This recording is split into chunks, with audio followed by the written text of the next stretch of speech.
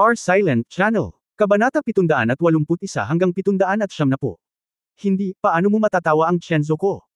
Dahan-daang tinulungan ni Jiang Dongliu si Jiang Chenzo sa pag-aayos ng kanyang buhok. Bata ka pa, 18 taong gulang ka pa lang ngayong taon.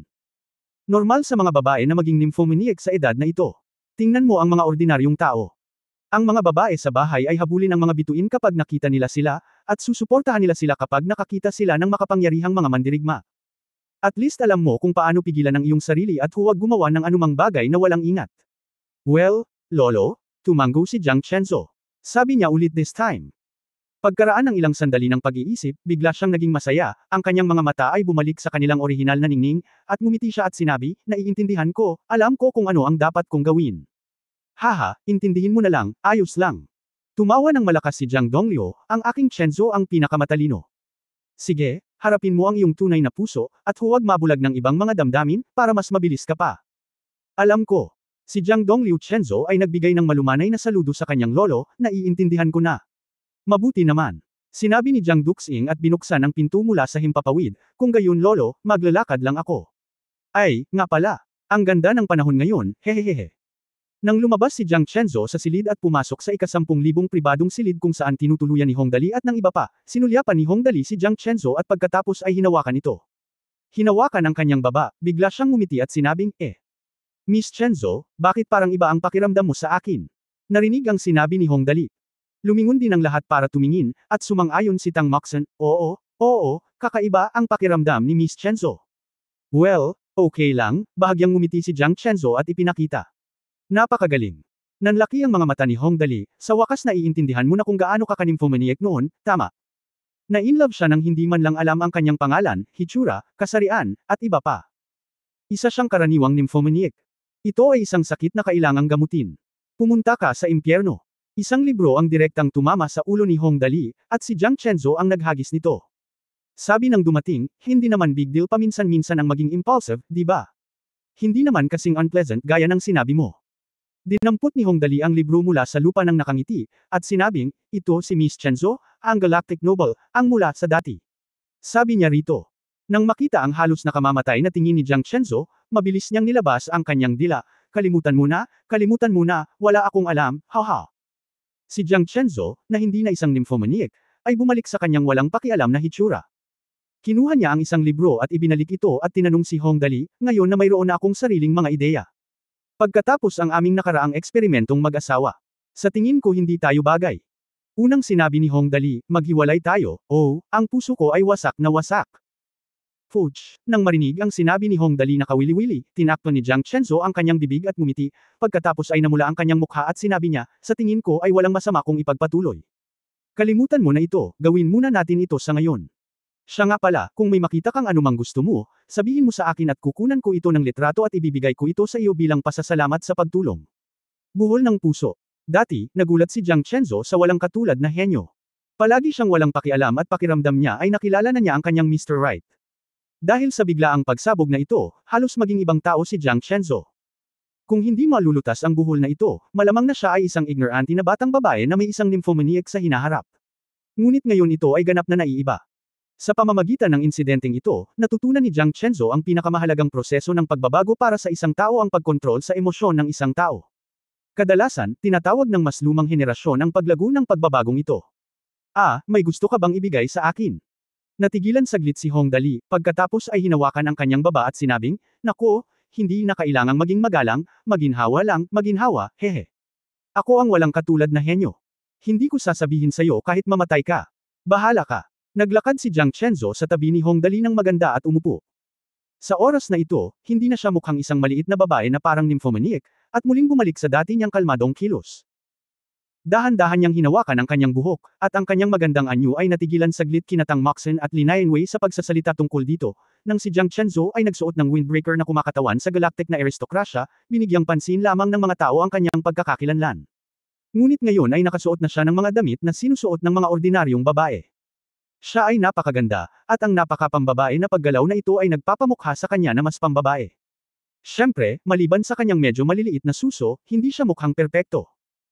Sabihin mo lang kung ano ang gusto mo, nakangiting sabi ni Jiang Chenzo, ang pagkakaroon mo sa tabi ko nitong nakaraang 2 araw ay nagbigay sa akin ng mas malalim na pangunawa sa mga relasyon. Alam ko. Dapat nga nagpasalamat ako sa iyo, at dahil ikaw lang ang mabuting kaibigan ko, hindi naman masyadong marami ang magbigay sa iyo ng kahit ano, di ba? Napakamot ng buhok si Hong Dali at nakangiting sinabi. Nako, medyo nag-aalala talaga ako pagdating sa pag-uusapan. Gusto kong may kurutin pagdating ng panahon. Ngumuso si Tang Moxon at sinabing, pumili ng isang bagay na masaya. Nakangiting sinabi ni Lin Nianwei, mukhang ganoon din si Young Master. Wala nang masyadong kailangan. Titingnan natin kung ano ang mangyayari pagdating ng panahon. Kahit ano. Malakas na sabi ni Hong Dali, tingnan natin mamaya. Magpahinga muna tayong lahat. Mag-auction tayo bukas at magsisimula na tayong maghanda pagbalik natin. Gumawa tayo ng maikling video para masaya, hahaha. Ang pangunahing lungsod ng Shinra, sa kabilang panig, ay ang Bandang Club. Isa itong 6-star luxury club. Lobby. Bato, umaagos na tubig, maliliit na tulay, ang nakapalibot na mga pader ay puno ng iba't ibang high-end na libro, at may malaking pool sa gitna, kung saan masayang lumalangoy ang ilang makukulay na gintong arwana. Sa oras na ito, 3 kabataan ang nagtitipon upang pag-aralan ang pinakabagong plano sa negosyo. Narinig ko na si Hong Dali, isang dobleng aristokrata, ay may maraming nalulugi na tindahan sa Interstellar Harbor. Mabagal ang sinabi ng isa sa mga kabataan na nasa early 20s, bagamat marami ang customer doon, malaki talaga ang profit margin. Masyadong maliit. Malaki ang ginastos ko sa 4 na tindahan doon pero ngayon walang tubo. Mas mabuting ibenta na lang sa kanya at palitan ng pondo, para tumaas ang profit ratio kapag natapos na ang promotion assessment. Tumataas ng malaki. Sa pagtatasa ng promosyon, dahil masasabi ito ng binatang ito, natural siyang isang peripheral noble. Oo, talagang magandang ideya ito. Tumango ang isa pang tao at sinabing, bagaman kumikita ang negosyo sa Interstellar Harbor, napakaliit ng tubo. Sayang lang itapon ang pagkain kung ito ay walang lasa. Kung mabenta itong mga buto-buto ng manok, ito ay talagang maganda. Ang kabuuang benta ng aking mga tindahan doon ay halos 3 milyong mga barya sa Galaxy. Kung ibinebenta at gagamitin bilang working capital, tiyak na mas malaki ang kita nito, na tiyak na magdudulot ng mas mataas na kita. Sa oras na ito, sinabi ng ikatlong tao. Pagkatapos ay ngumiti at sinabi, sa totoo lang, hindi mo alam, tama. Mayroon akong isang tindahan ng alagang hayop sa ika-71 palapag doon.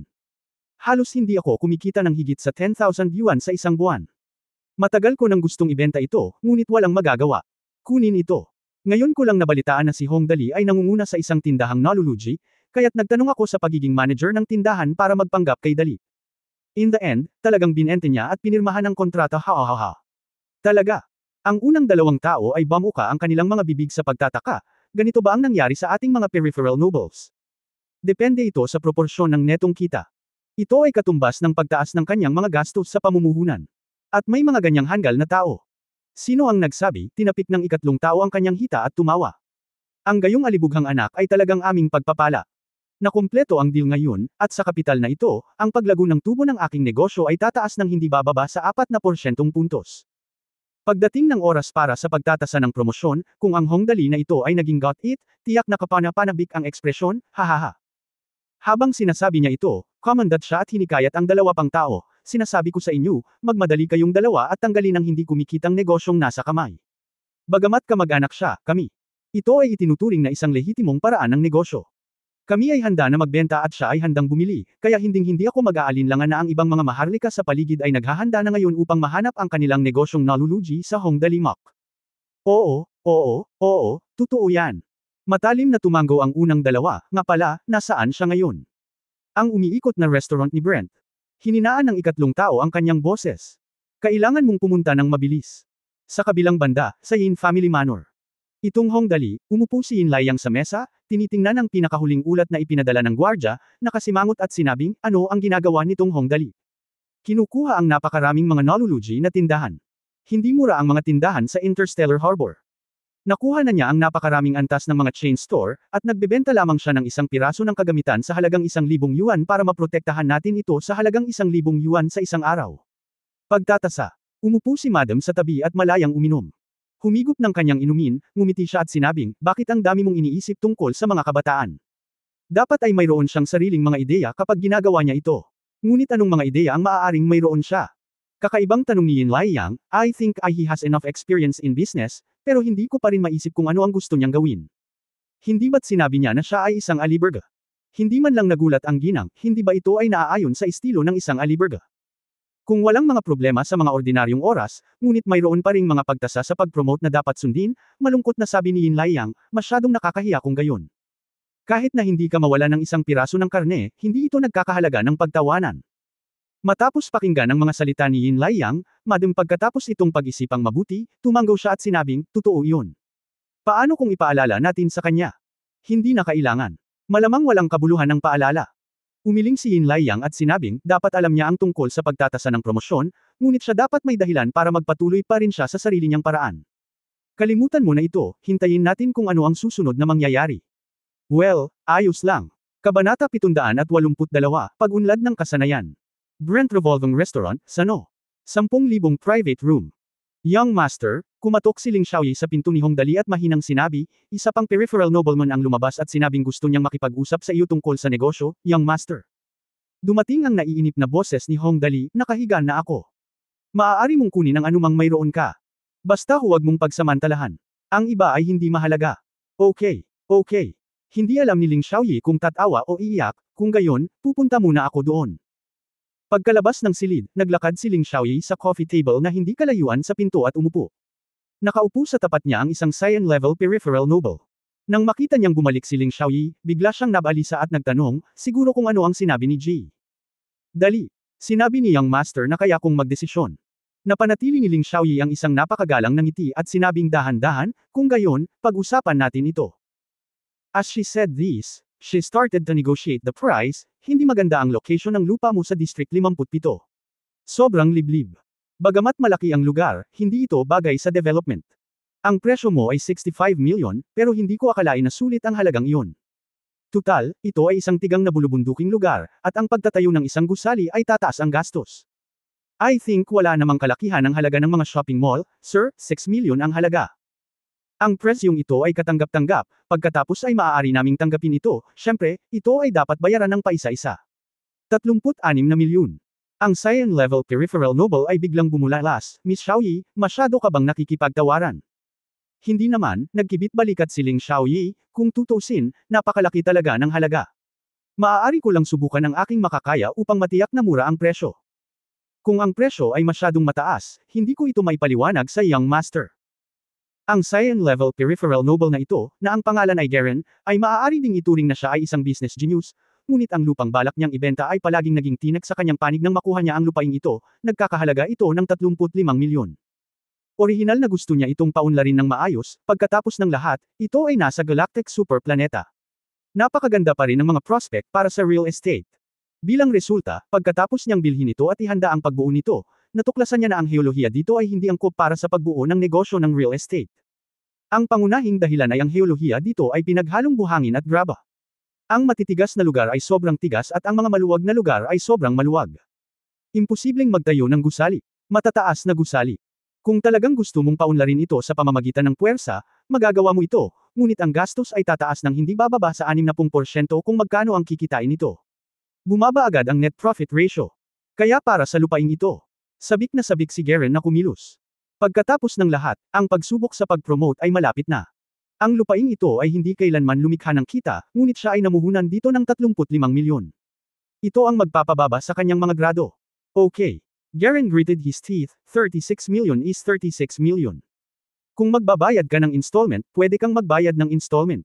Walang ganoong tindahan pagkatapos madaanan ang nayong ito. Kung ang alibughang anak na ito ay hindi sakupin ang lupaing ito, gusto kong ibenta ang lupaing ito sa loob ng 1 buwan at kalahati.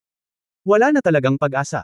At kahit na kaya niyang kumilos, maaaring hindi talaga mas mataas ang presyo, kaya mas mabuting ibenta ang Jingxin ng mabilis. Okay, nakangiting sabi ni Ling Xiaoyi, kung gayon, pirmahan na natin ang kontrata. Matapos mabilis na pirmahan ang kontrata, napanatili pa rin ni Ling Xiaoyi ang isang magalang na ngiti, sir, dahan-dahan. Pagkatapos ay nagsimula siyang sumigaw, susunod na hakbang. Kinaumagahan, tamad na bumangon si Hongdali mula sa kama. Ang himbing ng tulog ko kagabi. Ha, ang sleeping in is always refreshing. Bumangon ka, maligo, at magbihis. Pagkatapos ay hinawakan ni Hongdali ang kanyang baba, speaking of which, palagi kong nararamdaman na may malaking nangyari kagabi, ngunit bakit hindi ko ito maalala? Matagal siyang nag-isip, at biglang nagningning ang mga mata niya at mabangis niyang sinabi. Tinapik niya ang kanyang hita at sinabing, I remember. Parang ang daming pumunta sa akin for business kagabi. Sure enough, inilabas ni Hongdali ang system panel at tiningnan ang mga numero doon, napaawang ang bibig, wow, hahaha.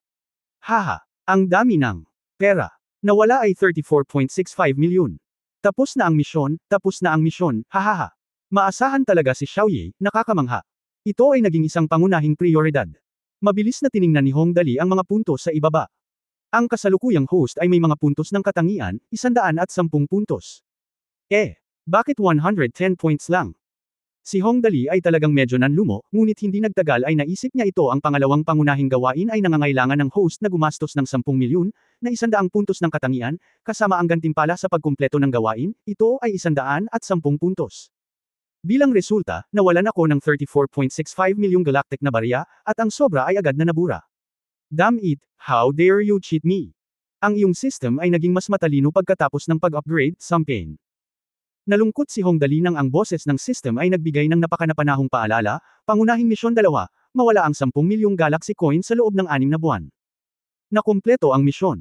Gantimpala ng misyon, 10 puntos ng katangian. Okay, dahil natapos na ang gawain, tingnan muna natin kung anong mga function ang pinaganya. Sistema. Naka-enable ang pag-upgrade ng malalaking alibughang system function. Sa kasalukuyan, ang mga naa-upgrade na function na item ay, pag-disassembly ng instrumento at pagbabago ng kombinasyon, pagproseso ng gem at inlay na enchantment. Ang dalawang napakahalagang kasanayang ito ay maaari talagang ma-upgrade. Tuwang-tuwa si Hong Dali, wow hahaha. Sa wakas ay makakapag-upgrade na ako. Masyadong mababa ang kasalukuyang mga katangian. Ito ay ganap na hindi naaayon sa aking pagkakakilanlan. Mabilis na nasuri ang mga kinakailangan para sa pag-upgrade. Advanced na equipment decomposition at combination transformation, kumonsumo ng 100 attribute point para ma-enable ang pag-upgrade ng function. Pag-upgrade ng function, para sa pinagsamang perfect level na equipment, maaaring magdagdag ng attribute gem inlay groove para sa bawat 5 milyong galaxy coins na nakonsumo. Ang groove ay maaaring lagyan ng enerhiya. I-type ang mga hiyas ng attribute, pagkatapos na ma-embed ang energy gem, ang mga attribute ay nakompress at hindi maaaring isuperimpose ng 80% ang mga attribute. Hindi kasama sa susunod na antas, ang pagganap ng groove ay pinalawak at ang compression ng katangian ay nabawasan.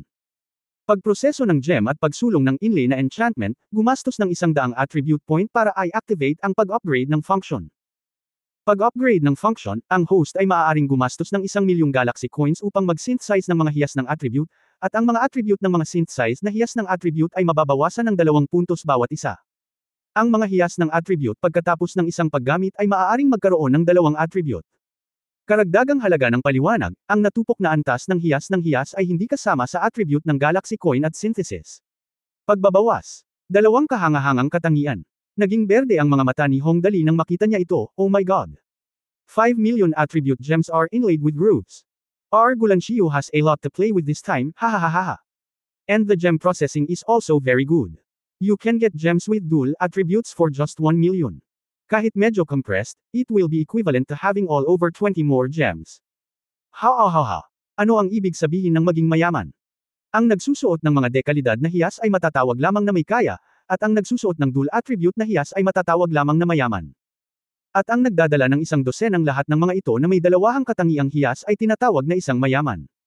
Kapag ang susunod na antas ay naging isang hiyas na may triple na katangian, ito ay magiging isang tunay na makapangyarihang hiyas. Sa oras na ito, ang sistema ay nagpapatuloy. Pangunahing Mission 3, mawalan ng 50 milyong galaxy coins sa isang taon. Mission Reward, 50 attribute points, isang maliit na espesyal na meteorite.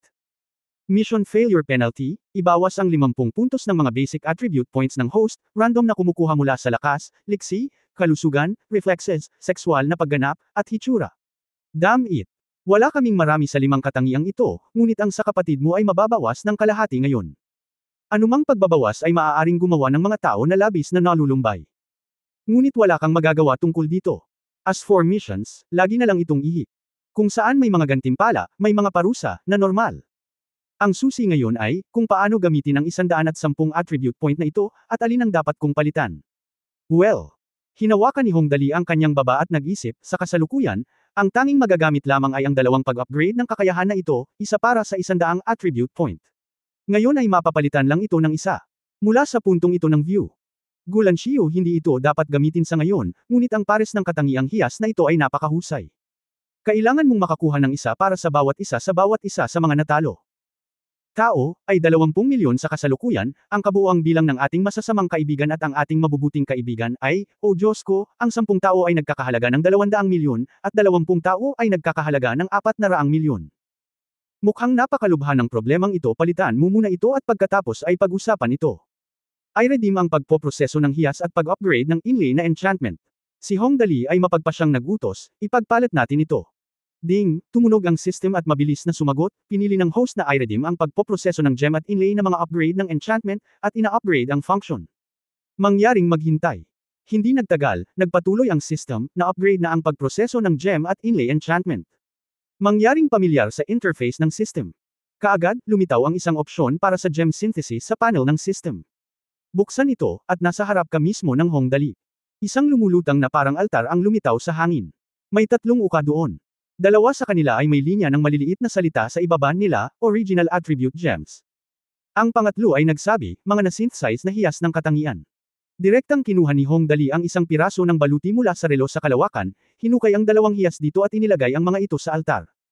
Ang isa ay nagdaragdag ng 11 lakas at ang isa ay nagdaragdag ng 12 na liksi. I-synthesize.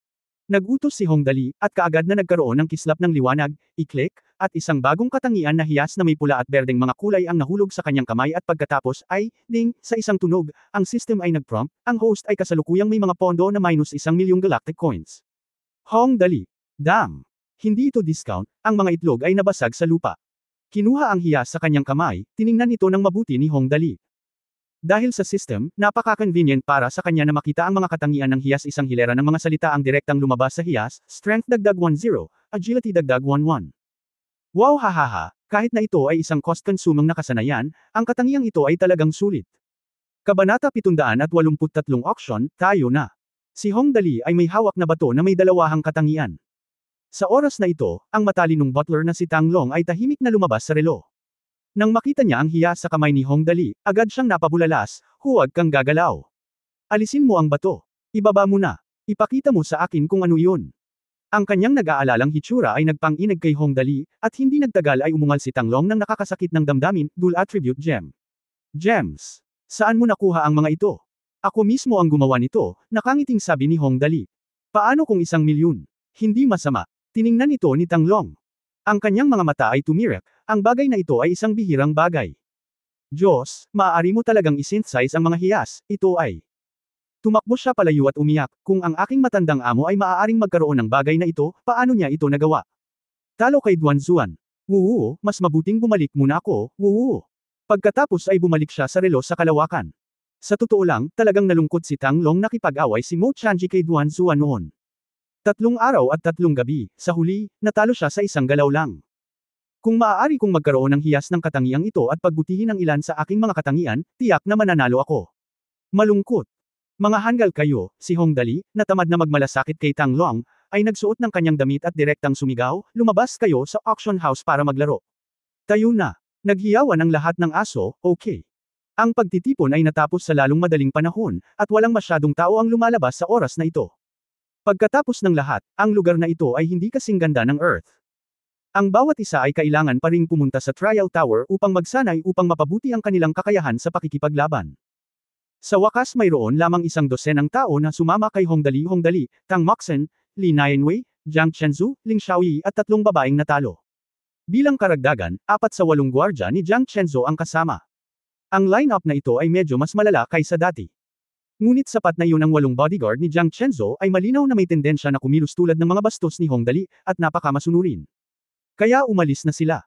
Sa spaceship, inihagis ni Hongdali ang armor mula sa Space Watch, Zengsan, itapon mo lang itong sirang armor sa auction house at tingnan kung tatanggapin nila ito. Kung tatanggapin nila ito, palitan natin ito ng maliit na halaga. Ha! Bahagyang nagulat si Tang Moxen, ibinebenta ba lahat ito? Siyempre kailangan nilang ibenta. Mayroong agwat ng kapital na 400 milyon. Bagamat aliberga tayo, dapat walang problema sa pagbebenta ng mga bagay. Pero para maiwasan ang aksidente, ibinigay ni Hongdali ang huling utos ng napakadeterminado, maaaring ibenta ang 1,000 mga barya sa galaxy hanggat gusto mo. Ang susi ay panatilihin itong sakupin ng espasyo. Ito ang katotohanan. Ang kanyang relo sa kalawakan ay nagtataglay lamang ng mga sandata at hiyas na ito. Si Hongdali ay labis na hindi nasisiyahan sa pagsakop sa gayong malaking lugar. Oo, okay. Sumang-ayon kaagad si Tang Moxen. Hindi nagtagal ay nakarating na sila sa Sauron Auction House. Sa pagkakataong ito ay bumaba na sila sa spaceship. Dinala ni Tang Moxen at ng 3 pa si Hongdali sa Treasure Appraisal Room ng madali. Ang duwende ay nakaupo sa isang upuan at umiidlip tutal, ang auction ay gaganapin. Talagang hindi na kailangan ng sinuman na tukuyin ang anumang mga kayamanan sa panahong ito, kaya napakalaya niya. Siyempre, tapos na ang paglilibang. Mga mahal, nang dumating ang mga bisita sa pintuan, mabilis na tumayo ang duwende at binati, ang oras ay pera, mga kaibigan ko. Mayroon ba akong magagawa para sa iyo? Sabi niya. Ngunit ang ekspresyon ng kanyang mukha ay halos walang pakialam. Sa oras na ito, kalahating oras na lang magsisimula ang auction, matagal nang naihatid ang mga mahahalagang kayamanan, at ngayon lang sila dumating, anong magagandang bagay ang makukuha nila. Hindi nagtagal ay pinagsisihan niya ito. Nakangiting naglakad si Li Nianwei, umupo, at direktang inilagay ang kanyang mga payat na binti sa mesa. Ang mga takong ng isang pares ng mataas na takong ay halos damaykit sa ilong ng duwende, bata, iminumungkahi kung maging seryoso ka. Kung hindi, ang kahihinatnan ay magiging napakaseryoso. Ikaw, biglang napawisan ang duwende at sumigaw sa takot, ikaw ang huling beses. Tumigil ka sa pagsasalita ng walang kaparirikan. Sa isang haplos, naglabas siya ng isang maliit na kutsilyo at gumuhit ng kakaiba at hindi mahuhulaan na landas sa hangin. Sa wakas, huminto ang dulo ng maliit na kutsilyo sa butas ng ilong ng duwende, may isusubasta tayo, tasahin natin ngayon. Ayusin mo agad ako pagkatapos ng appraisal. Natuto na ang babaeng ito kung paano kumilos na parang tomboy ngayon. Napatulala si Hongdali, I'm such a good girl, kapag naging malupit ang babaeng ito, sobrang nakakatakot. Ito ang ilang mga master, mga tunay na master. Ang mga bagay na kanilang ipinadala noong nakaraan ay ipinakilala bilang ang huling produkto. Paano nang ahas ang duwende na maging pabaya? Pinilit niyang ngumiti at tumanggo ng mariin, agad-agad. Pagsusuri ngayon din. Tatawagan ko ang pinuno ngayon, pumunta ka na. Ngayon din. Sa sandaling ang kutsilyo ni Tang Moxon at ang mataas na takong na sapatos ni Li Nianwei ay umalis sa hanay ng isang paa sa kanilang harapan, ang duwende ay biglang tumakbo palayo sa sobrang inis. Niloloko mo ba ako? Ang mga mabangis na costumer ay pumupunta sa aking pintuan. Inaanyayahan ko ang pinuno na pumunta. Gusto kong mabuhay ng ilang taon pa. Mabilis siyang umalis at bumalik. Sa isang maikling panahon, si Brahman, ang treasure appraiser mula sa huling pagkakataon, ay tumakbo ng tuluyan. Pagkapasok niya sa pinto, sumigaw siya, nasaan na? Anong magandang bagay sa oras na ito? Ilang piraso ng baluti sa pagkakataong ito? Nakangiting sinabi ni Tang Moxon, kabaluti, mga sandata at alahas na nakabalot ng mga hiyas. Bilasan mo at ipakita mo sa akin. Nag-aalalang sinabi ni Master Brahman, sisimulan ko na. Kung gagawin mo, may oras ka pa para makahabol sa auction na gaganapin mamaya. Ito ang ilang mga ginoo, ingatan mo sila. Kung magbebenta ka ng higit pang mga bagay sa kanila sa hinaharap, ito ay magiging pera. Ang 5 batong inihanda para sa auction dito last time, 3 para sa Strength plus 12, isa para sa Agility plus 13, at isa para sa Reflexes, lahat ay super top quality. Ewan ko kung anong top-notch products ang maipapadala ko this time, I'm looking forward to. Well, kailangan mo talagang magmadali. Kinindatan ni Tang Moxon si Hongdali. Kinagat ni Hongdali ang kanyang mga labi at pagkatapos ay inalog ang kanyang relo sa kalawakan, biglang may narinig na tunog, isang buong 50 o 60 ang piraso ng sandata ay nahulog sa lupa. Natarante kaagad si Master Brahman nang makita ang napakaraming kagamitan. Upang sabihin na ang mga bagay ay mas mahalaga kapag sila ay bihira, kung mayroon lamang 1, 2 o 3 piraso ng kagamitan, pagkatapos ay hindi na kailangang magtanong, ito ay dapat na pinakamahusay. Ngunit 50 o 60 piraso ng kagamitan ang itinapon sa isang iglap. Well, sigurado ka bang sulit na i-auction ang mga item na ito? Kaya medyo nagdadalawang isip siya ngayon. Sa mood na subukan ito, kumuha ako ng isang piraso ng baluti at pinakiramdaman ito saglit, pagkatapos ay lumuhad ng lubusan, ito. Ang katangiang hiyas dito. 2 para sa lakas at 12 at 1 para sa liksi at 10. Oh Diyos ko! Ang gayong magandang katangiang hiyas ay talagang naka-embed sa gayong basurang baluti. Sayang ang likas na yaman na ito. Ngunit ito ay talagang hindi nahukay. Ipagpatuloy ang pagtukoy sa pangalawang piraso ng kagamitan. Nagpatuloy siya sa pagsigaw, ang isang piraso ay nagpapataas ng lakas ng 11, ang isang piraso ay nagpapataas ng liksi ng 12, at ang huling piraso ay talagang nagpapataas ng reaksyon ng 13. Oh Diyos ko! Para sa ikatlong piraso ng kagamitan, si Master Brahman ay patuloy na bumulalas, lahat ng 3 piraso ay lakas. Dagdag pa sa 12. O aking Diyos! He appraised one item and exclaimed, while the goblin was trembling with excitement, talagang maunlad na siya this time. Para sa ganoong high-end na item, marami silang maibabahagi sa kanilang pagsusumikap pagdating ng panahon. Kung ang isang kagamitan ay nagbebenta ng 500,000 yuan, maaari silang magbahagi ng 1,800,000 yuan. Ngayon ay napakaraming super top grade na kagamitan. Matapos masuri ang lahat ng mga kagamitang ito, hindi na maituon ni Brahman ang kanyang mga mata, oh Diyos ko! Lahat ng mga ito ay napakahusay na hiyas na may higit sa 10 katangian. Ito. Sa pagsasalita tungkol sa mga nangungunang hiyas, si Brahman, ang master ng pagtatasa, ay nakakita ng marami sa kanila pagkatapos magtrabaho sa loob ng maraming taon, at nakakita pa siya ng ilang mga hiyas ng enerhiya. Individual. Ngunit sa pagkakataong ito ang unang pagkakataon na nakita niya ang mga tambak na repolyo, katulad ng repolyo sa Earth na lumilitaw sa tabing kalsada. Siya, napalunok ng malakas na may tunog na, Guda, at hindi man lang makapagsalita si Brahman. Medyo mahirap, maraming kilalang bisita, ang mga armor na ito ay isusubasta lahat sa aming auction house. Pagkatapos ng mahabang panahon ng pagtatasa, kasalukuyang mayroong 53 piraso ng mga armor na ito, na lahat ay nasa 10 antas. Kasama sa mga hiyas ng attribute sa itaas ang kabuuang 73 power gem, 54 na agility gem, at 32 reaction gem. Sapat na ang ganoong numero para malaglag ang panga ng lahat. Kalokohan, bakit pa kita hihingi ng appraisal kung hindi mo naman isusubasta? Ganap na ginampanan ni Lin Yanwei ang papel ng isang babaeng lalaki, ngunit ang masungit na boses na ito ay kabaligtaran ng kanyang napakagandang hitsura. Huwag ka nang magsalita ng walang kaparirikan, bilasan mo pumunta at abisuhan ang kabilang panig at idagdag ang lahat ng ito. Limitado ang ating oras, at nagkakahalaga ito ng 10,000 galactic coin kada minuto. Oo. Hindi naglakas loob si Brahman na maging pabaya at pinunasan ang kanyang noo. Pawis na pawis, pupunta ako ngayon. Pagkatapos ay sumigaw siya sa tuktok ng kanyang mga baga, halika, dali. Dalhin ang ilang kilalang bisita sa auction hall. Bilis, ito ay ganap na mga natatanging bisita, mangyaring alagaan silang mabuti. Biglang may tumunog sa labas. Malakas na sumagot, oo.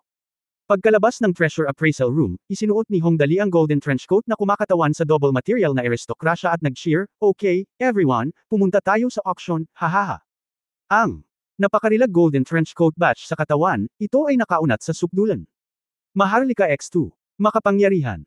Alas 10 ng umaga, sangay ng Sauron Auction House, District 27, West City, ang pangunahing lungsod ng Shinra.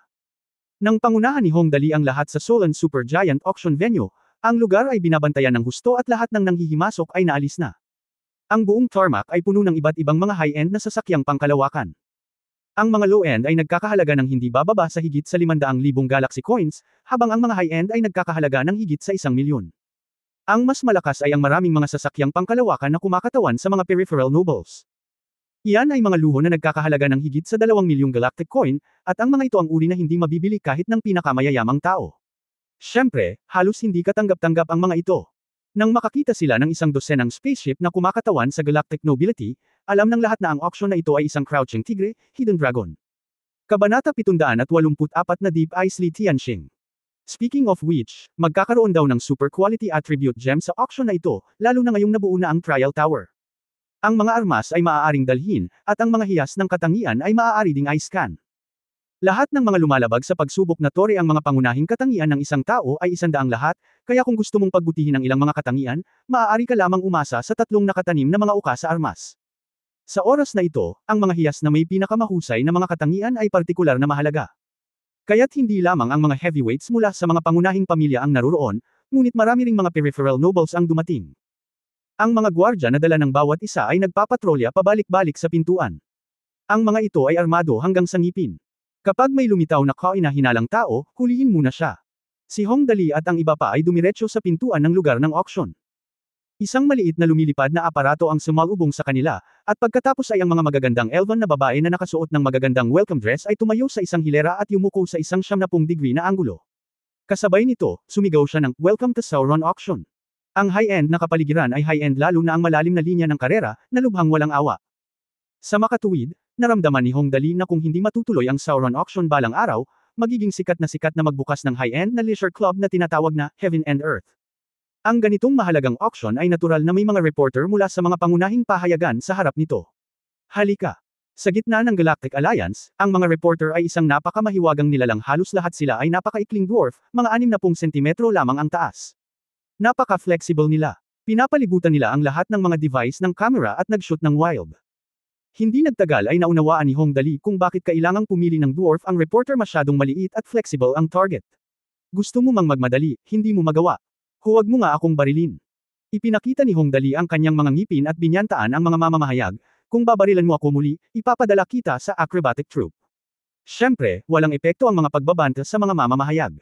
Sa kabutihang palad, hindi nagtagal ay iniwan ng mga mamamahayag si Hong Dali at mabilis na lumabas ng pinto sa isang pulutong. Anong nangyayari dito?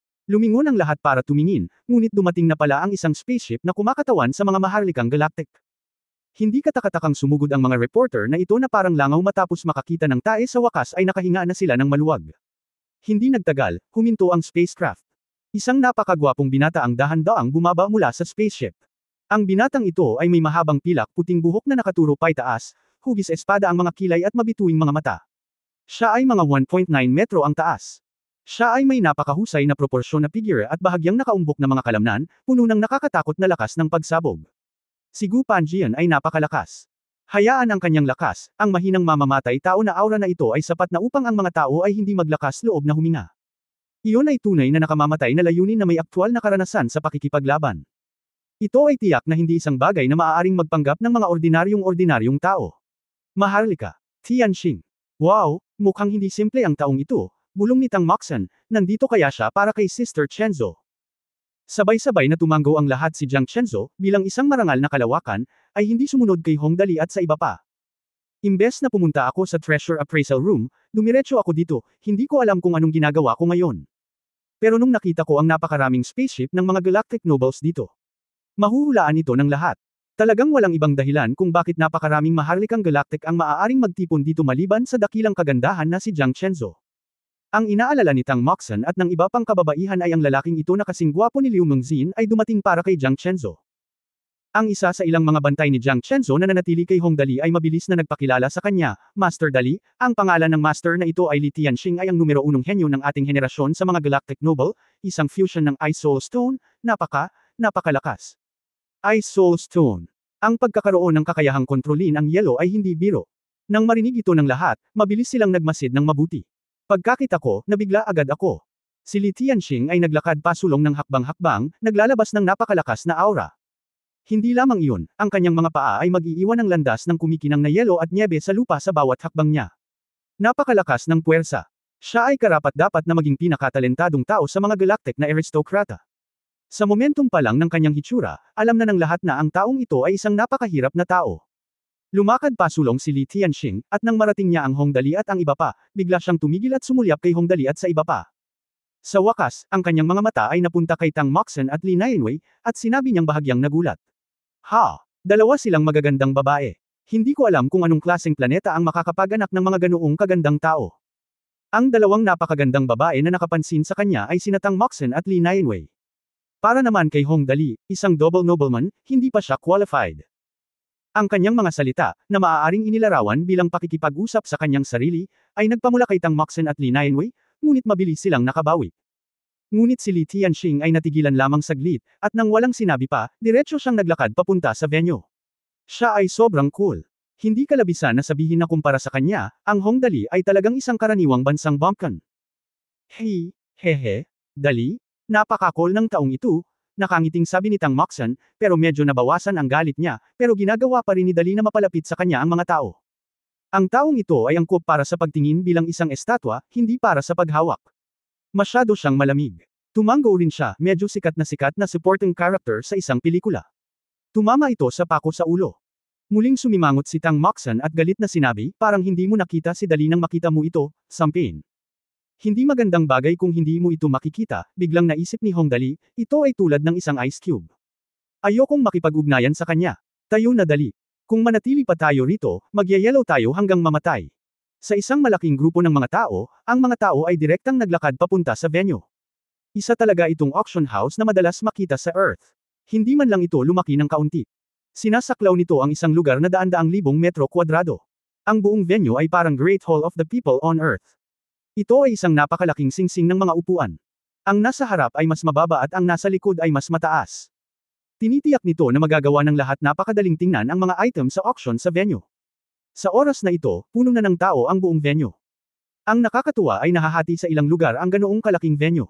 Kabilang sa mga ito, ang kumakatawan sa mga Galaxy Nobles ay isang napakaluwag na high-end na VIP area.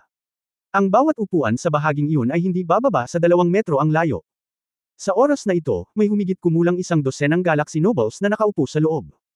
Pagkapasok ni Li Tianxing, saglit na tahimik ang buong venue, at pagkatapos ay nagsimulang magsalita ang lahat ng tahimik sa kanilang mga sarili. Tingnan mo, ito ang numero 1 henyo ng Galaxy Nobles, si Shenbing Li Tianxing. Astig. Siya ay isang babaeng pumatay. Oo, tingnan mo ang momentum at lakas niya. Hakbang-hakbang pa lang ay mararamdaman mo na ang matinding lamig. Karapat-dapat siyang maging first genius. Nakakamangha talaga. Hindi, isa akong galactic noble. Hindi biro ang kahalili ng pinakamakapangyarihang Jeshera.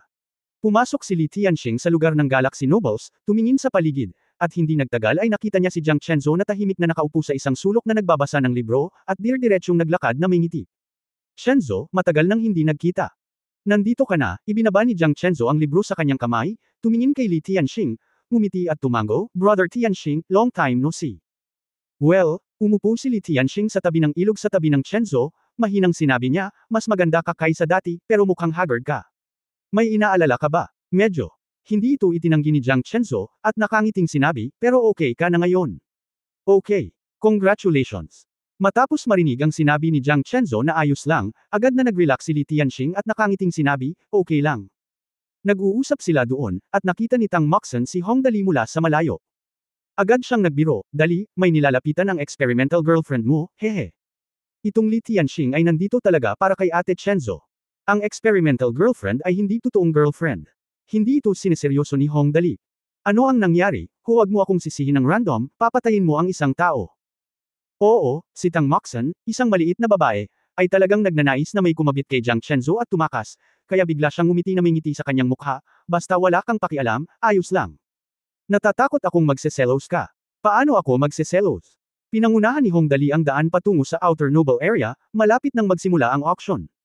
Tara at tingnan natin. Habang naglalakad siya ay may biglang tumabi. Isang mahinang boses ang tumunog, Dali, nandito ka rin. Paglingon niya, nakita niyang si Fang Han ang nakaupo sa malapit na upuan at binati si Hong Dali, haha, akala ko hindi ka na darating. Kuya Fang Han. Si Hong Dali ay commandant kay Fang Han, gaano ka nakatagal dito?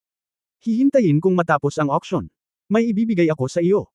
Okay, tumango si Fang Han, hahanapin kita kapag tapos na. Well, okay. Nag-hello sila. Sa oras na ito, nakita din ng mga nasa labas na noble area si Hong Dali na pinangungunahan ng isang grupo ng mga tao na papunta sa kanila, at lahat sila ay nagtawanan. Tingnan mo, tingnan mo. Hindi ba yan ang bagong na-promote na double aristocrat na si Hong Dali? Isa siyang super prodigal, specialized sa prodigal business, haha. Hindi, ibinento ko sa kanya lahat ng nalulugi kong negosyo, at talagang kinuha niya lahat. Siya talaga ang maswerteng general ko. Nag-aalala ako kung paano mapupuksa ang mga walang kwentang negosyong iyon. Haha ayun, kagabi, nabili ng 36 million yung lupa kung walang gusto. Nako, gamaan ang pakiramdam ko nung nabenta yung lupang yon. Hindi ba tama? Talagang may mali sa isip ng lalaking ito ngunit gusto ko ito. Si Hong Dali ay lubos na nasiyahan dito. Mahinahon siyang pumasok sa peripheral aristocratikong lugar. Hindi maingay ang kanilang usapan, ngunit hindi rin masyadong tahimik. Naririnig pa rin ni Hong Dali ang ilan dito. Pagkatapos niyang umupo ng maayos, hinawakan ni Hong Dali ang kanyang baba at tinanong si Ling Xiaoyi, nga pala, Xiaoyi, naalala ko. Mukhang marami akong natanggap na negosyo kagabi. Nakalimutan kong itanong. Chapter 785, nakatulog lang ako, may nagbigay sa akin ng unan. Nang marinig ang mga salita ni Hong Dali, ang ibang mga peripheral noble ay nagulat saglit, at pagkatapos ay tumawa sila ng malakas. Maraming tao ang nagtawanan at tinampol ang kanilang mga hita.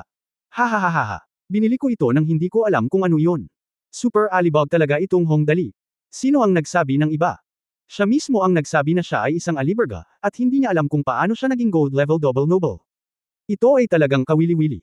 Hahaha, napakalaki nitong universe kaya lahat ng klase ng tao pwede mong makilala. Higit pa rito, direktang tinanong nila si Hong Dali sa Baikindat, Dali, I have a prodigal deal, maaari mo bang tanggapin ito? Tanggapin mo. Kung tatanggapin mo, ibibigay ko sa iyo ang pera ko. Ito ay masasabing isang direktang provocation. Kung ito ay ibang tao, hindi siya matatakot na mahulog sa lugar, ngunit siya ay ibang tao, at ang alibughang Hong ay ang alibughang Hong. Lumingon si Hong Dali. Tumingin sa yellow level na peripheral noble na nagsalita, at nakangiting nagsabi, kunin mo, gawin ang iyong bid. Talagang tinanggap ito ng alibughang anak. Ang paligid nobles ay natigilan para sa isang sandali, at pagkatapos ay sumabog sa pagtawa. Ang kanilang mga ekspresyon ay labis na nalulugod. Hindi maisara ng yellow level peripheral noble ang kanyang bibig nang siya ay tumawa, ang negosyo ko ay isang attribute gem processing factory, at ang kita ay talagang napakataas. Napakaliit nito. Kung tatanggapin mo si Dali, bibigyan kita ng 12 milyon, kahit na ang mga kalakal, sa garantisadong presyo. Matapos marinig ang sinabi ng peripheral noble, lalo pang tumawa ang iba, hahaha. Mingzei, 2 taon na hindi kumikita ang pagawaan mo ng gemstone, di ba? Magkano ang gastos mo? Plano mo bang ibenta ito ng lugi sa oras na ito? Oo, 13 milyon. 1 milyon, pagkatapos ng 2 taon, nabili ko ito ng 12 milyon, na medyo bargain para sa iyo, haha. Nang marinig ng maharlikang Mingzhe ang sinabi ng iba, bigla siyang namula, ang mga tao ay nagkakamali at ang mga kabayo ay nagkakamali. Wala tayong magagawa. Kung tutusin, ang kompetisyon ay masyadong malaki at walang sinuman ang makakagarantiya na tayo ay kikita. Pagkatapos ay tumingin siya kay Hong Dali at sinabing, Dali, ano sa palagay mo? Nagbayad ako ng 13 milyon para sa pabrika na ito. Ibebenta ko ito sa iyo sa halagang 12 milyon, at ibibigay ko pa sa iyo ang channel ng pagbili, paano ito? 13 milyon. Ibinigay sa kanya ni Hong Dali ang kabuuan ng walang sinasabi, kung gayon, 15 milyon. Isasama ko ito para sa iyo, Xiaoyi, pipirmahan ang kontrata. 15 milyon. Diyos ko, ito ay isang negosyong nalulugi, ngunit ang alibughang Hong Dali na ito ay nakabawi para dito. 15 milyon ang naka-round up. Napakabaliw ng universo na ito. Hindi naman sa hindi ko maintindihan, masyadong mabilis ang pagbabago ng universe. Lahat ng mga maharlika sa paligid ay bumulalas, o aking Diyos. Nakita mo ba ito? Ito ay talagang isang sobrang alibughang anak. Oo, ito ay sobrang dominanti, gusto ko ito. Tretuhin ko rin ako kapag bumalik ako. Tingnan natin ang lahat ng negosyong nalulugi at ibenta siya pagdating ng panahon. Ako din, hahaha, magsasaya na ako this time. Nag-aalala ako na hindi ko maibenta ang mga walang kwentang negosyong iyon. Ito ang ating maswerteng general. Pinirmahan ni Ling Xiaoyi ang kontrata sa Noble Mingzhe on the spot. Installment payment, repayment sa 1 taon, 1.2 milyon sa 1 buwan. Matapos mapirmahan ang kontrata, tumawa ang mga peripheral nobles. Nagkatinginan si Tang Moxen kasama si Li Nianwei at iba pang malalaking talunan, at ang kanyang puso ay namulaklak sa kagalakan ng mga hanggal na ito, ang gayong pabrika ng pagpoproseso ng hiyas ay nasa mga kamay ni Dali. Pinunasan ni Hong Dali ang kanyang ilong kung sinuswerte ang taong ito, walang makakapigil sa kanya. Kinailangan niyang mag-alala tungkol sa pinagmulan ng mga hiyas kapag mayroon siyang kasanayan sa synthesis ng gem.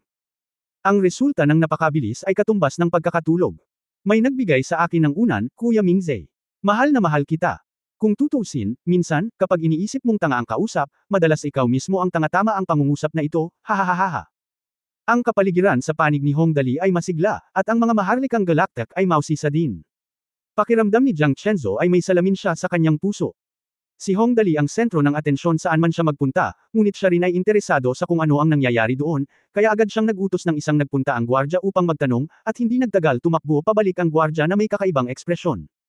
Sunod-sunod na nagtanong ang lahat ng mga maharlikang galaktik, ano ang nangyayari doon? Bakit masayang masaya ka? Ang ekspresyon ng gwardya ay lubhang kapanabik, oo. Ito ay si Young Master Dali, isang double nobleman. Siya lang ang pumalit sa napakawalang bisang tao sa ilalim ng Young Master Mingzhe. Sa pabrika ng pagpoproseso ng gem na ito, nag-alok si Master Mingzhe ng presyong 12 milyon, ngunit si Master Dali, nag-alinlangan siya nang sabihin niya ito. Ang lahat ng mga maharlikang galaktik ay nagtanong, ano ang nangyari kay Hong Dali? Master Dali, napalunok ng lagok ang gwardya, binigyan ako ni Master Dali ng 15 milyon. Makinig sa guard na ipaliwanag ang bagay na ito. Matapos sabihin ang lahat, natigilan ang lahat ng naruroon.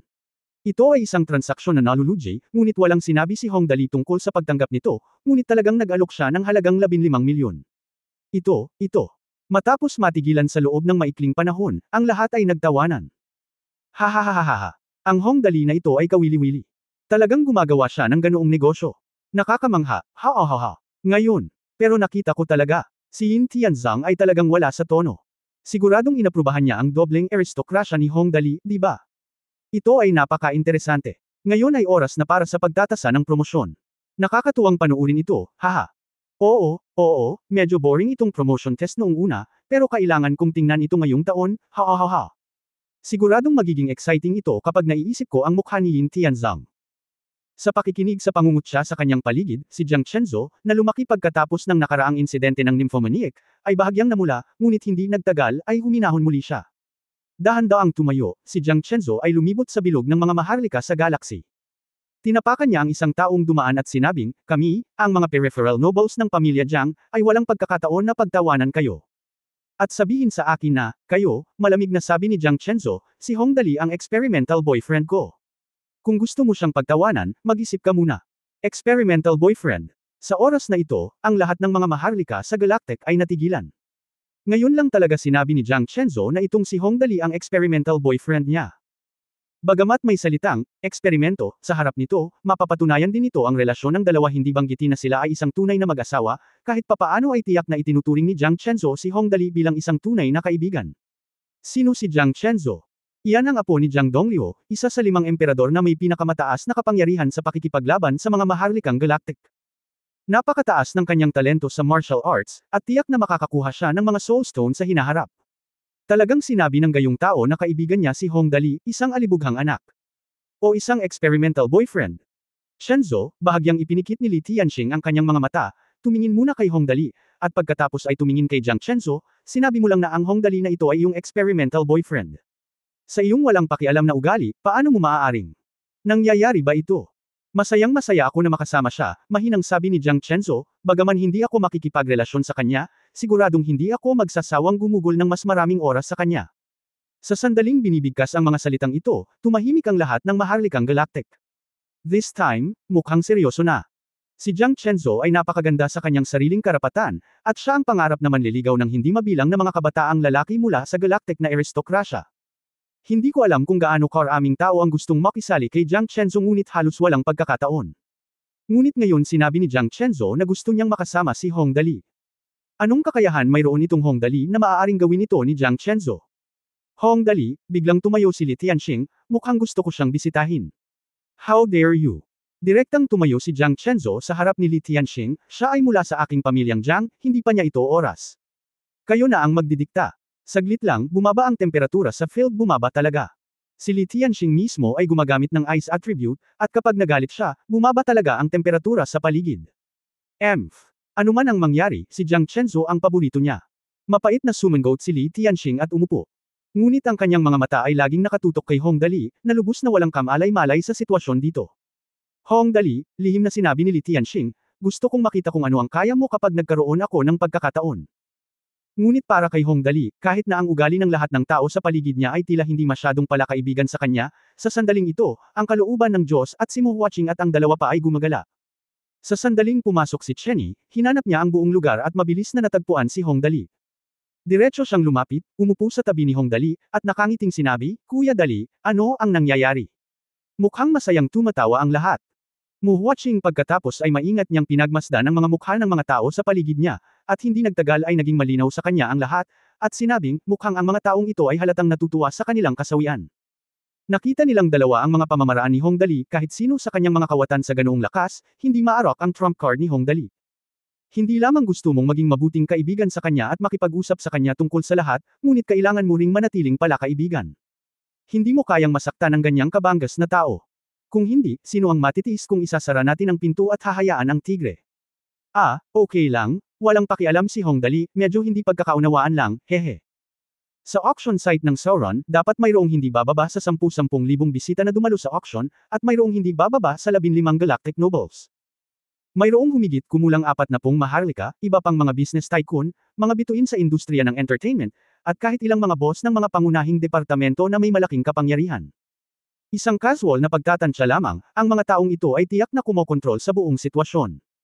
Ang kapangyarihan ng hindi bababa sa 3 pangunahing lungsod sa Silver Blue Superplaneta ay maaaring ilarawan bilang isang pagtitipon ng mga bituin. Sa oras na ito, may mga 10 minuto pa bago magsimula ang auction. Nena si Hongdali at tumingin sa kaliwat kanan. Maya-maya ay may pumasok na naman mula sa gate ng venue. Ang pinuno ay nakasuot ng puting windbreaker at ang ngiti sa kanyang mukha ay walang iba kundi si Yin Tianzong. Sumunod sa kanya ang 3 peripheral noble, kabilang ang isang napakadelikadong dalaga na sumusunod sa tabi ni Yin Tianzong, nag-uusap tungkol sa isang bagay na hindi alam. Ano ang nangyayari kay Brother Tianzong ngayon? Hindi naman mukhang espesyal ang babaeng iyon maliban sa pagiging maganda. Bakit siya pagod na kasama si Kuya Tianzong na parang vixen? May kung anong nangyayari sa kanilang dalawa.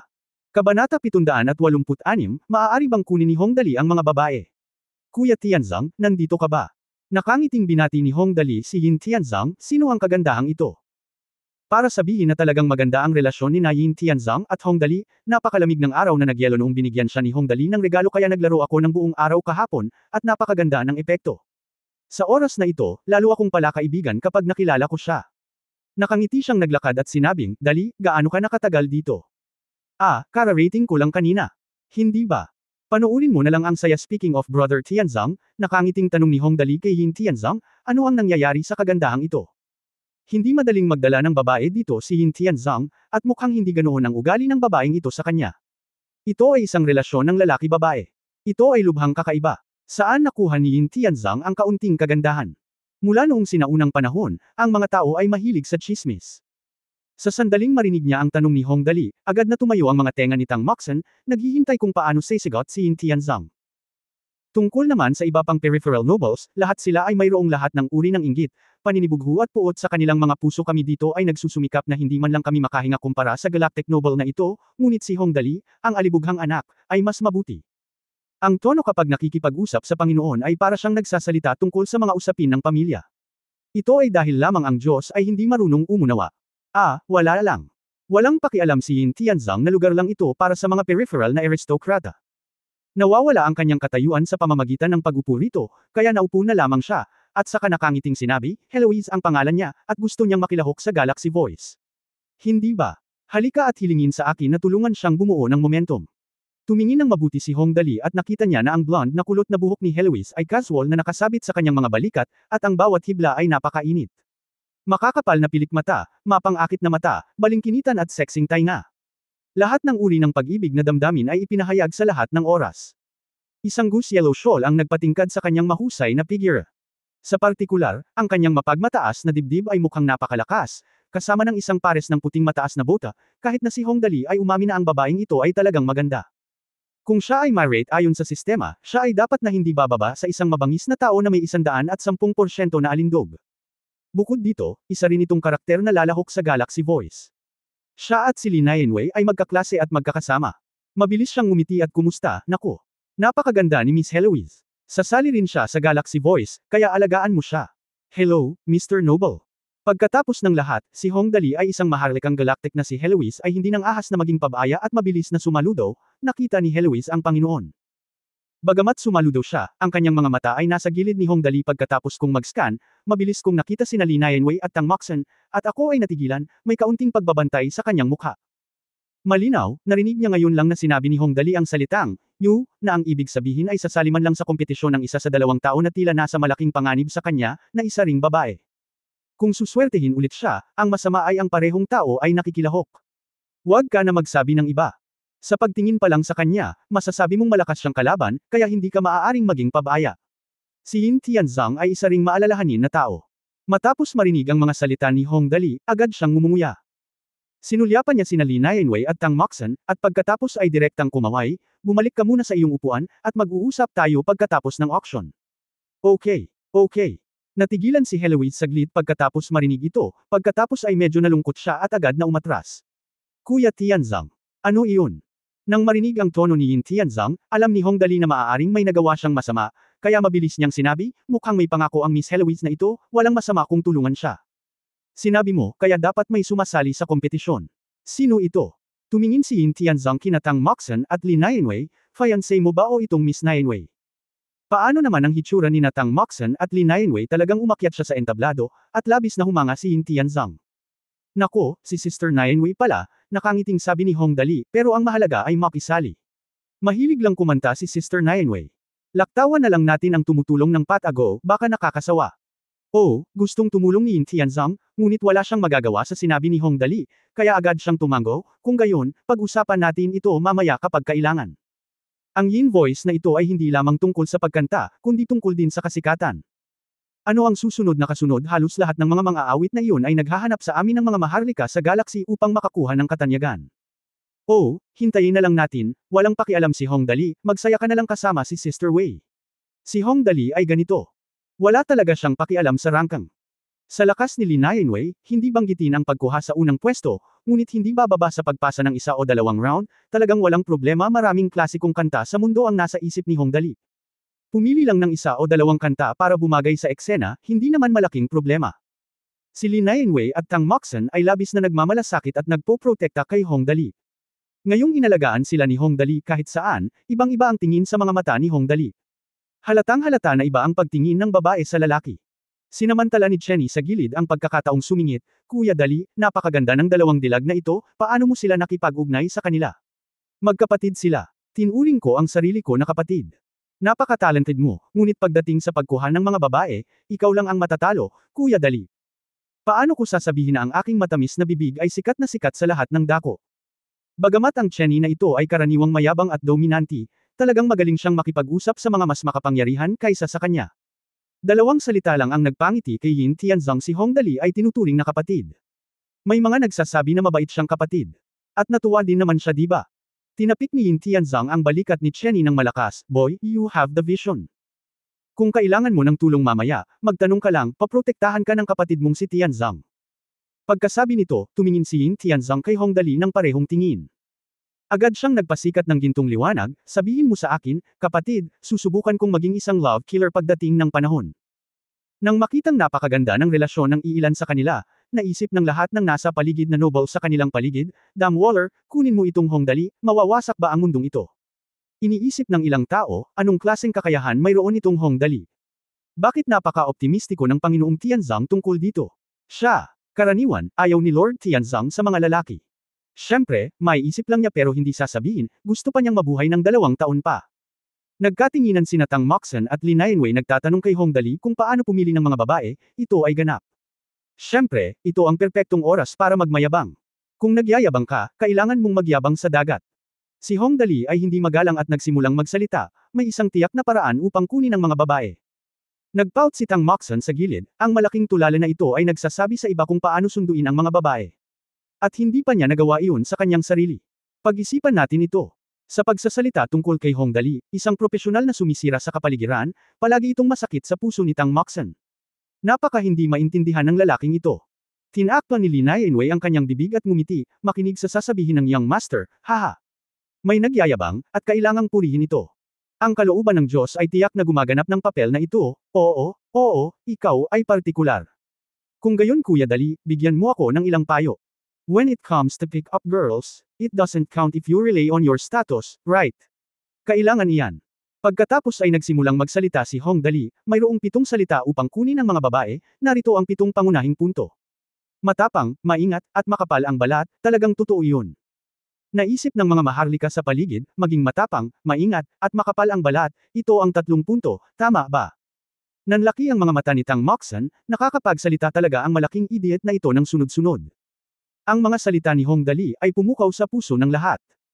Ilang sandali, lahat ay nagtaas ng tenga, naghihintay na marinig kung ano ang eksaktong sinabi ni Hongdali na 7 karakter na mantra. Malaking takeaway. Sinabi ni Hongdali, ang taong ito ay matapang, maingat at makapal ang balat. Sa panlabas, siya ay matapang, maingat at makapal ang balat, tama ba? Kung iniisip mo, mali ka, isang malaking pagkakamali. Nagtatakang tanong ni Chenny, hindi ba?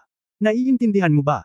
Inilipat ni Yin Tianzong ang bangkito patungo kay Hongdali at sinabing, sabihin mo sa akin. Ang sikreto ng pagkuha ng mga babae. Maging sina Tang Moxon at Li Nianwei ay napukaw. Ngumiti si Hongdali at sinabi, ang bawat isa sa 7 salita ay isang punto. Kaya't kailangan kong sabihin ito mula sa simula. Ang katapangan na ito ay isang punto. Ang tamang paraan ay ang maging matapang at tapat, maging matapang sa puso, maging matapang gamit ang espada at maging matapang sa piano, at isang bayani ay puno ng katapangan, at iba pa. Teka, sandali, ano ang ibig sabihin nito? Ibig sabihin, kung gusto mong kunin ang isang babae, kailangan mong maging matapang. Ngunit hindi mo masasabi na hindi mo kayang lumapit sa isang magandang babae, at hindi ka man lang manggahas na makipag-usap sa kanya. Mayroong hindi bababa sa isang 50% na pagkakataon kung hindi ka magsimula ng isang pag-uusap, ang pagkakataon ay 0. Kaya kung gusto mong kunin ang mga babae, tapang ang pinakamahalagang bagay. Fuck Waller, paano masasabi ni Hongdali ang napakaraming salita sa isang salita lang? Ang lahat ay nag-iisip, ang Hongdali na ito ay mukhang medyo makapangyarihan, talagang nakakapagsalita siya ng walang kaparirikon. Gayunpaman, pagkatapos ng pag-iisip tungkol dito, dapat aminin ng lahat na may kabuluhan ang sinabi ni Hongdali. Ang mga peripheral na aristokrata na ito ay mula rin sa mga ordinaryong tao. Bago maging mga peripheral na aristokrata, may mga taong gustong kunin ang mga babae ngunit walang lakas ng loob na makipag-usap, kaya madalas silang nabigo. Ang puntong ito ay mahusay na sinabi. Iyan ang akma. Tumanggo si Yin Tianzong, iyan ang katotohanan. Si Chenny ay tiyak na nambobola sa kanya, napakalakas ni Brother Dali. Napatulala si Tang Moxon nang marinig niya ito, ang malaking idiot na ito ay talagang nakakapagpalabas ng mga bagay-bagay. Naisip ni Li Nianwei, ang young master ay talagang kamangha-mangha, kaya niyang lokohin ang mga tao sa anumang paksa. Ang simula ng lahat ay pinakamahalaga. Kung lalakoan mo ang mga tao sa simula, ang iba ay magiging madali. Sinabi ni Hongdali, well, iyon ang pinakamahalagang bagay sa 7 puntos upang kunin ang mga babae, hehe. Ngumiti siya ng sobrang maalay, nakatingin sa pagitan ng mga hita niya habang tumatawa. Sa una, hindi naiintindihan ng mga tao ang kahulugan ng kanyang aksyon, ngunit naunawaan nila ito sa lalong madaling panahon. Namula ang mukha ni Tang Moxon at huminga siya ng malalim, hindi ka seryoso. Namula rin si Li Nianwei at niyakap ang baywang ni Tang Moxon. Napakagatlabi at ngumiti. Kabanata 787, Malalim na Krisis. Yaw! Naiintindihan ko, naiintindihan ko. Saglit na natigilan si Yin Tianzong, at pagkatapos ay mabilis niyang naunawaan, na nagpapakita ng isang ngiti na naiintindihan ng lahat ng lalaki, at nagsabi, ito ay may katuturan, napakaraming kahulugan. Kuya Dali, ang sinabi mo, simple, crudo, at epektibo. Kung ang bagay na ito ay parang toothpick, wala itong silbi kahit gaano ka pa kaya, ha. Pagkatapos ang lahat ng mga maharlika sa paligid ay tumingin sa kanilang mga crotches, at ang ilan sa kanila ay naging maliwanag na pula. Maya-maya, nagilty ako at hindi ako makaupo na iintindihan naman ng lahat, ha. Kahanga-hanga si Kuya Dali. Makatuwiran ang pangalawang puntong ito. Nag-thumbs up si Chenny, lumuhad ka. Si Mu Watching ay humanga. Ang Hong Dali na ito ay sobrang kalokohan ngunit gusto ko ito. Ang ikatlong punto ay puso. Ibig sabihin, kung gusto mong habulin ang isang babae, kailangan mong magkaroon ng puso. Nakangiting sinabi ni Hong Dali, kailangan mong maunawaan kapag siya ay nasa mabuting kalooban, at dapat kang maging mapagpasyahan at magalang sa oras na ito, tama. Kung siya ay nasa masamang kalagayan, kailangan mong maging masuyuan, tama. Pagkatapos ng lahat ng ito, kailangan mo pa ring mag-alala na hindi makuha ang puso ng kagandahan. Oo. Tumanggo si Yin Tianzong, iyan ang hindi ko magagawa. Hindi ko maintindihan ang iniisip ng mga babae. Pakinggan. Nagpatuloy si Hong Dali, ang maliit na salita na ito ay ang pang-apat na punto. Nangangahulugan ito na kailangan mong mag-ingat. Kailangan mong tandaan ang kaarawan ng ibang tao at kung ano ang gusto at ayaw niya. Halimbawa, ang mga magagandang babae ay mahilig kumain ng matamis. Kailangan mong hilingin sa kanya na kumain ng maanghang na pagkain. Kung hindi siya mahilig sa maasim na pagkain, kailangan mong kumain ng maasim na pagkain. Kaya naman, siya, sobrang depressed. Ito ay napakahalaga. Okay. Ang mga salita ni Kuya Dali ay napakaliwanag. Talagang matalino si Kuya Dali. Nagpatuloy si Chenny sa pag-thumbs up, hindi nakakagulat na may mga magagandang tao sa paligid ko. Kung ako ay babae, gusto rin kita. Kalokohan. Napakunot ng noo si Tang Moxon, bakit hindi ko nakikitang ganito ang pakikitungo niya sa akin? Inaliw siya ni Li Nianwei, sa totoo lang, ang young master ay hindi nagsasalita ng maraming bagay sa kanyang bibig, ngunit naaalala niya ito sa kanyang puso. Ang young master ay nakagawa ng isang mahusay na trabaho sa bagay na ito. Sister Nianwei, lagi mo siyang pinuprotektahan ng ganito. Nagreklamo si Tang Moxon sa ngalan ni Li Nianwei. Young master, sabi ni Li Nianwei na may napakaamo na ekspresyon sa kanyang mukha. Okay. Alam ko ang lahat. Bulungan silang dalawa sa isa't isa, habang si Hong Dali ay nagpatuloy sa pag-uusap tungkol sa ikalimang punto, itong mukha, madali lang yan mukha. Tawagin mo akong kapatid. Kapag nagkita kayo, kailangan mong tumanggo at yumuko sa akin.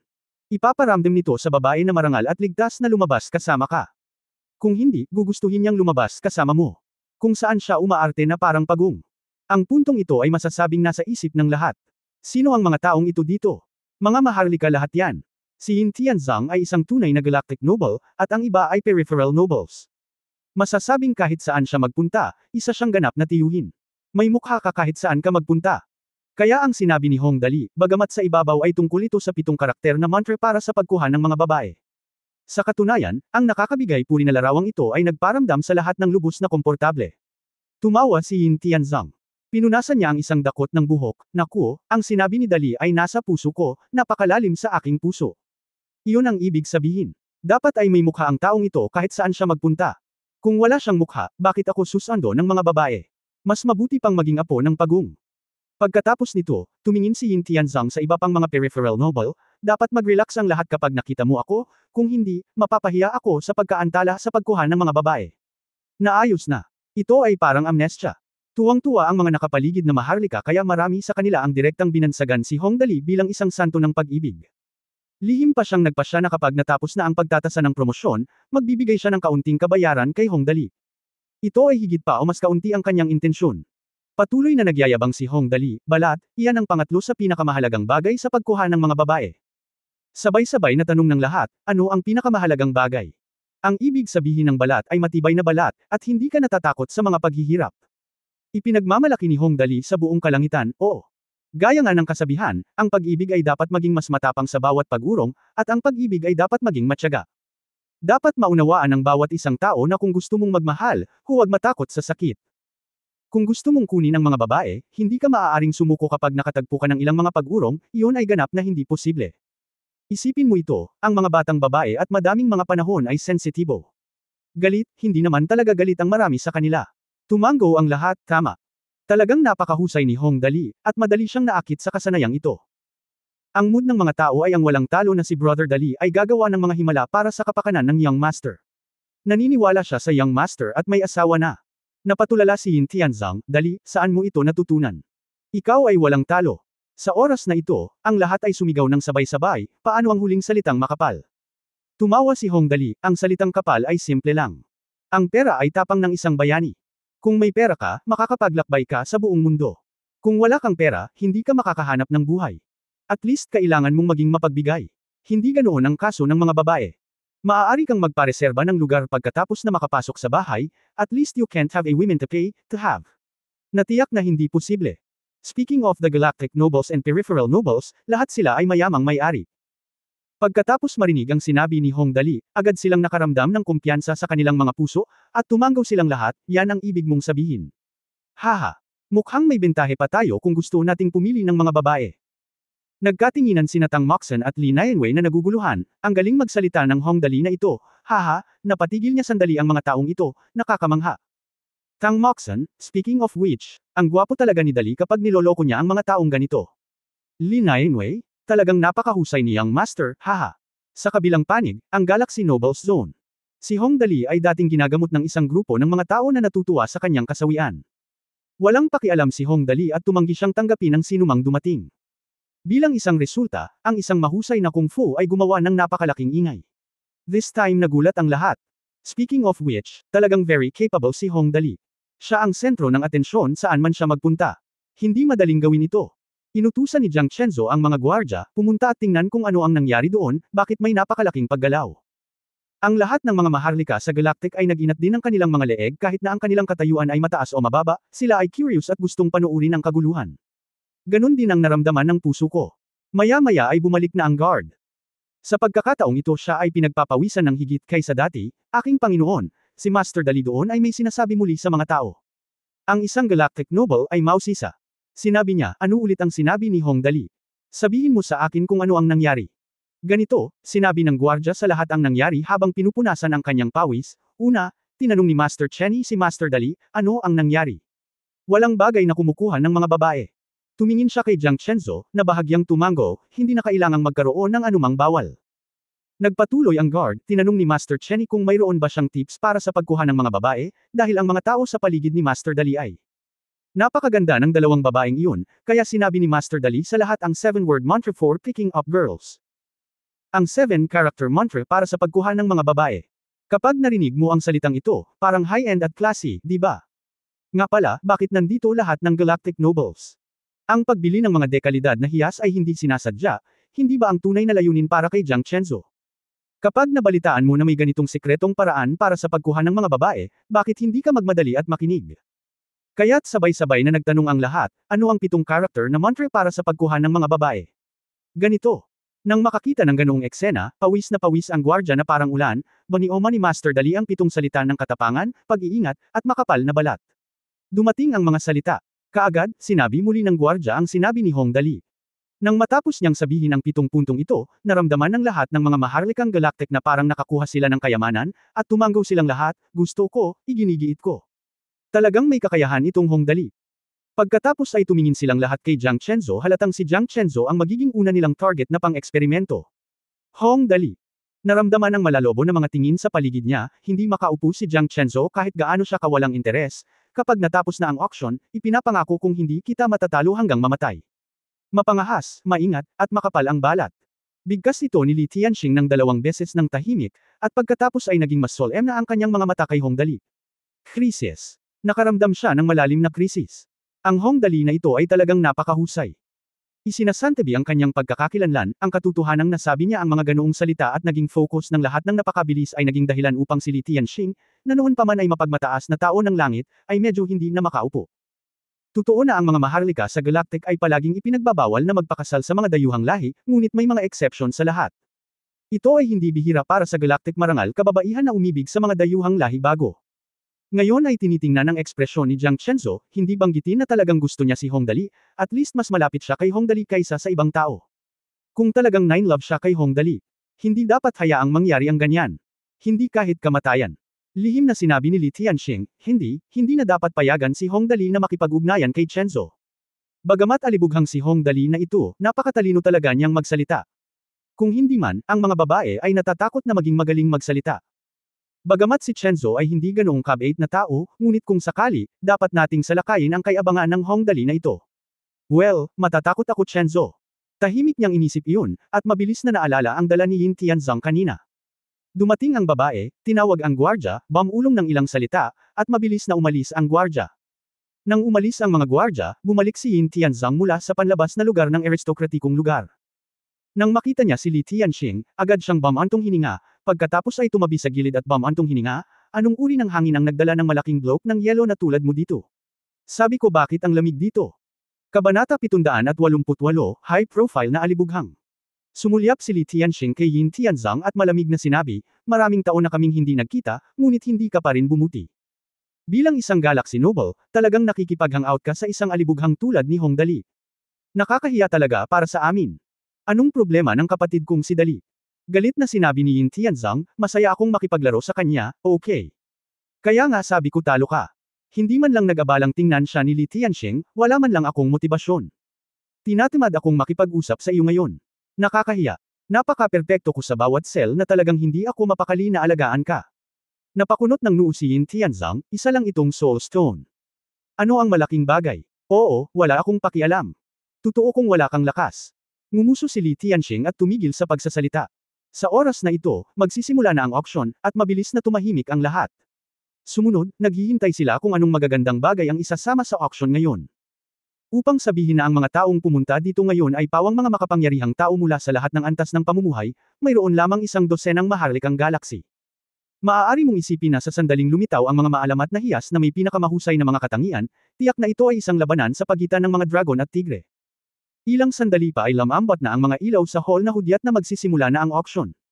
Biglang tumahimik ang mga taong kanina pa nagsasalita sa mahinang boses. Hindi nagtagal, biglang lumiwanag ang display stage, at opisyal na nagsimula ang auction. Habang naglalakad papunta sa malaking entablado, ang taong gumanap bilang auctioneer ay isang goblin na may berdeng balat na may taas na 1.23 metro.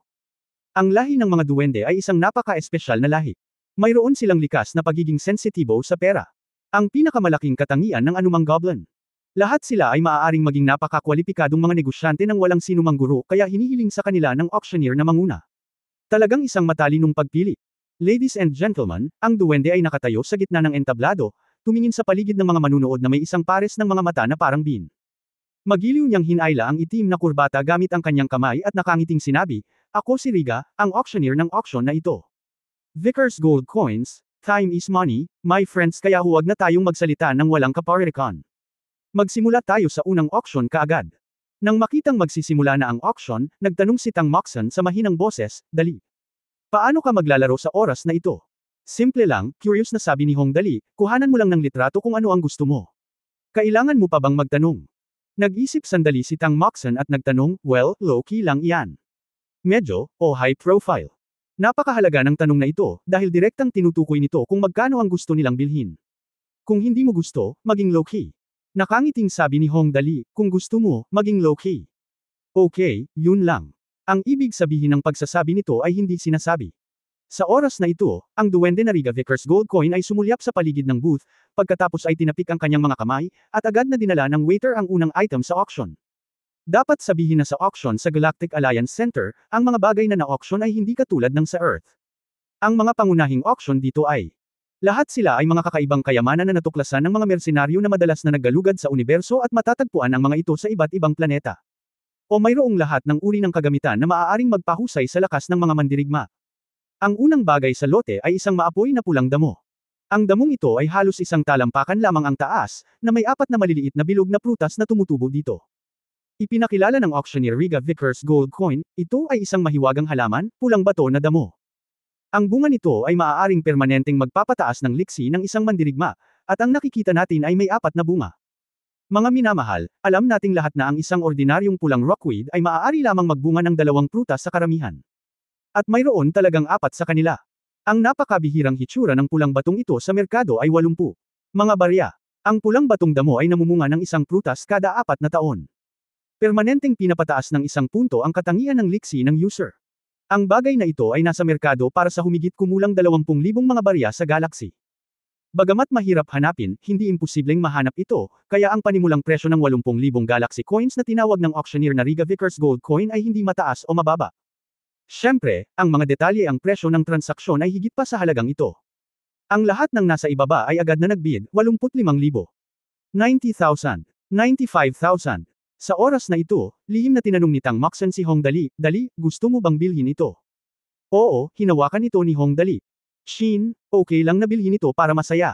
Anyway, hindi masama para sa permanenteng pagtaas ng mga katangian." Kaya ang taong ito ay napakasimpleng itinaas ang karatula, kalahating milyon. Kalahating milyon. Riga Vickers. Nanlaki ang mga mata ni Jin Coin sa pagkagulat at sumigaw ng malakas, ang maharlikang ginoong ito ay nagbid ng 500,000 yuan. May iba pa bang nag-aalok ng mas mataas na presyo? Ang lahat sa ibaba ay umiling, at pinaalalahanan ng Diyos si Hong Dali sa mahinang boses, "Brother Dali, ang bagay na ito ay mukhang hindi masama. Ang 1 prutas ay nagpapataas ng ilang mga katangian, ngunit ito ay may epekto lamang sa unang pagkakataon na kainin mo ito, kaya ang presyo ng bagay na ito ay hindi kailanman naging mataas. Hindi na kailangang magbayad ng ganoong kataas na presyo. Ganoon ano lang," sabi ni Hong Dali. "Ilong, sa tingin ko maganda ito." "So, maganda." Natigilan si Chenny. Nagulat din ang ibang peripheral nobles. Ang tunay na presyo ng red rock grass na ito ay humigit kumulang 150,000 yuan. Ang dahilan kung bakit ito ay napakataas ay dahil ang pulang batong damo na ito ay namumunga ng 4 na bunga, kaya ito ay bihira at mahal. Si Hong Dali pala ay isang alibughang. Pagkatapos ay idinagdag ni Hong Dali ang isa pang pangungusap, "Kapag binili mo ito, maaari mo itong itanim sa harap ng iyong tahanan, at ito ay magiging mabuti. Bilang isang nakapaso na halaman." Direktang inalok niya ang presyong 500,000, at binili ito para lang magamit bilang isang halamang nakapaso ay napakalaki, mayroon talagang lahat ng uri ng tao. Isang tao ang nagsabi, malamang may mali sa utak nitong si Hong Dali. Kahit na hindi siya nagkukulang sa pera, bakit niya ito bibilhin sa halagang 500,000 yuan?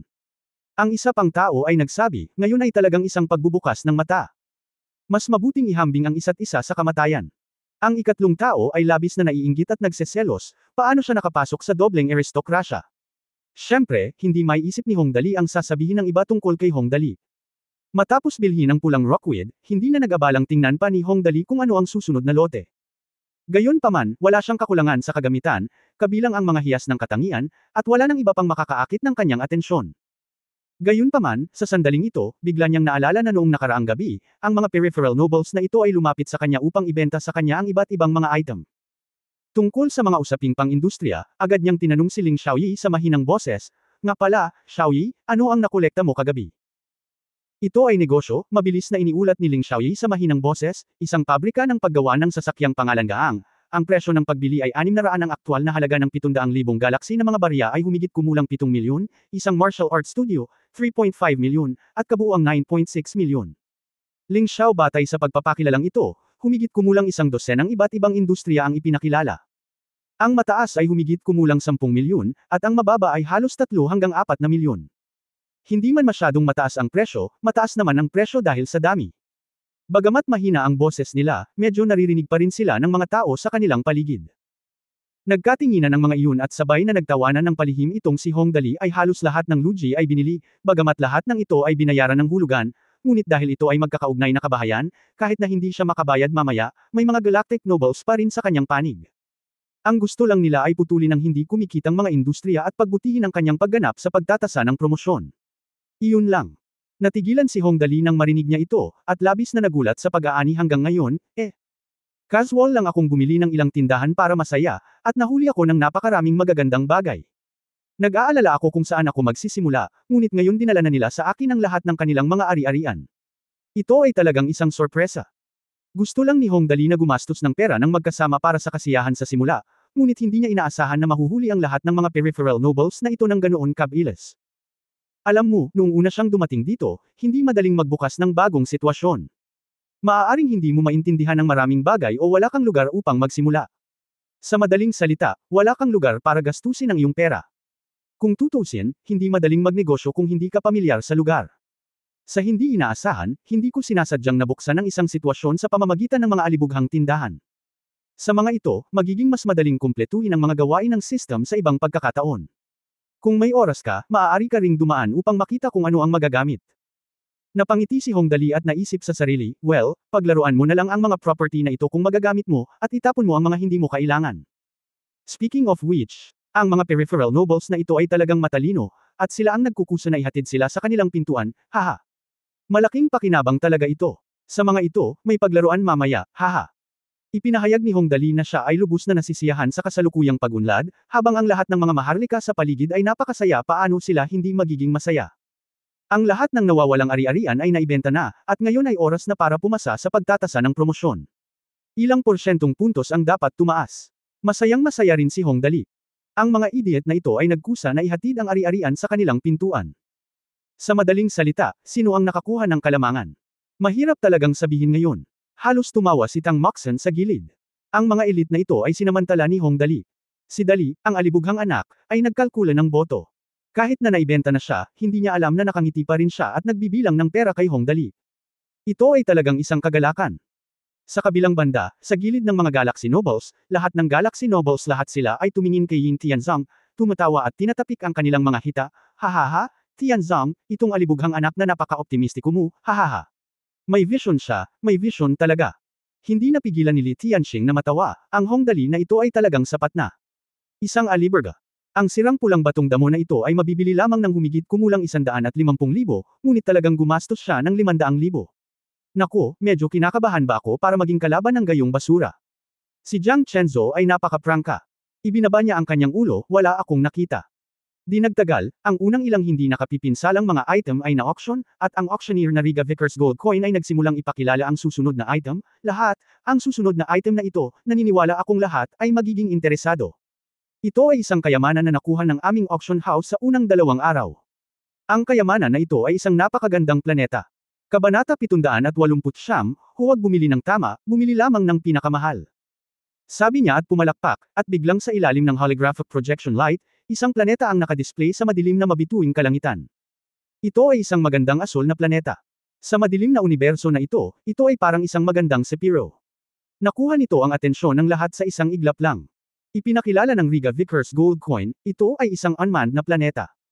Ang diameter ng planeta ay 36,000 kilometro, at ang surface land area ay nagkakahalaga ng 34%. Ang pinakamababang temperatura sa mga pole ay -60 degrees, at ang pinakamataas na temperatura sa equatorial region ay ito ay humigit kumulang 40 degrees sa itaas ng zero. Ang hanay ng temperatura na ito ay napakamapanganib para sa mga planetang ito. Ang pinakamahalagang bagay ay ito ay isang napakaangkop na planeta para sa tirahan ng tao. Dahil wala pang tao sa planetang ito. Alam mo, hindi ka makakabili ng planeta sa mga tao kahit kolonihin mo ito, tiyak na babangon ang mga lokal na katutubo para lumaban. Kahit na ang teknolohikal na agwat ay malaki, ito ay magiging napakahirap na paamuin ang hindi bababa sa isa o ilang mga karera. Pero iba ang unmanned planet, pwede itong baguhin kung gusto mo. Ang gayong magandang bagay ay agad na nagpasigla sa lahat syempre, ang presyo ng bagay na ito ay hindi kailanman magiging mababa. Oo naman, malakas na sinabi ng auctioneer na Riga Vickers Gold Coin, unmanned planet, the bidding begins ang presyo ay 4 na milyong Galaxy Coins, magsisimula na ang auction. 4 na milyon at kalahati. 5 milyon at kalahati. Sigaw ng auctioneer at nagsimulang sumigaw ang lahat ng presyo. Ang isang unmanned planeta ay maaaring walang maraming mapagkukunan. Dahil ang isang planeta na hindi nakatira tulad ngayon ay maaaring ibenta. Ito man lang ay nagpapakita na walang mabibigat na kayamanan sa planetang ito. Kahit na may mga pagtatansya, ang mga explorer ng kalawakan na nakatuklas sa planetang ito ay nakuha na silang lahat. Ngunit ang mga taong ito dito ay hindi binili ang planetang ito para sa mga bagay na iyon. Ang tunay nilang layunin ay gawing kastilyo, palasyo, o resort na gusto nila ang planetang ito.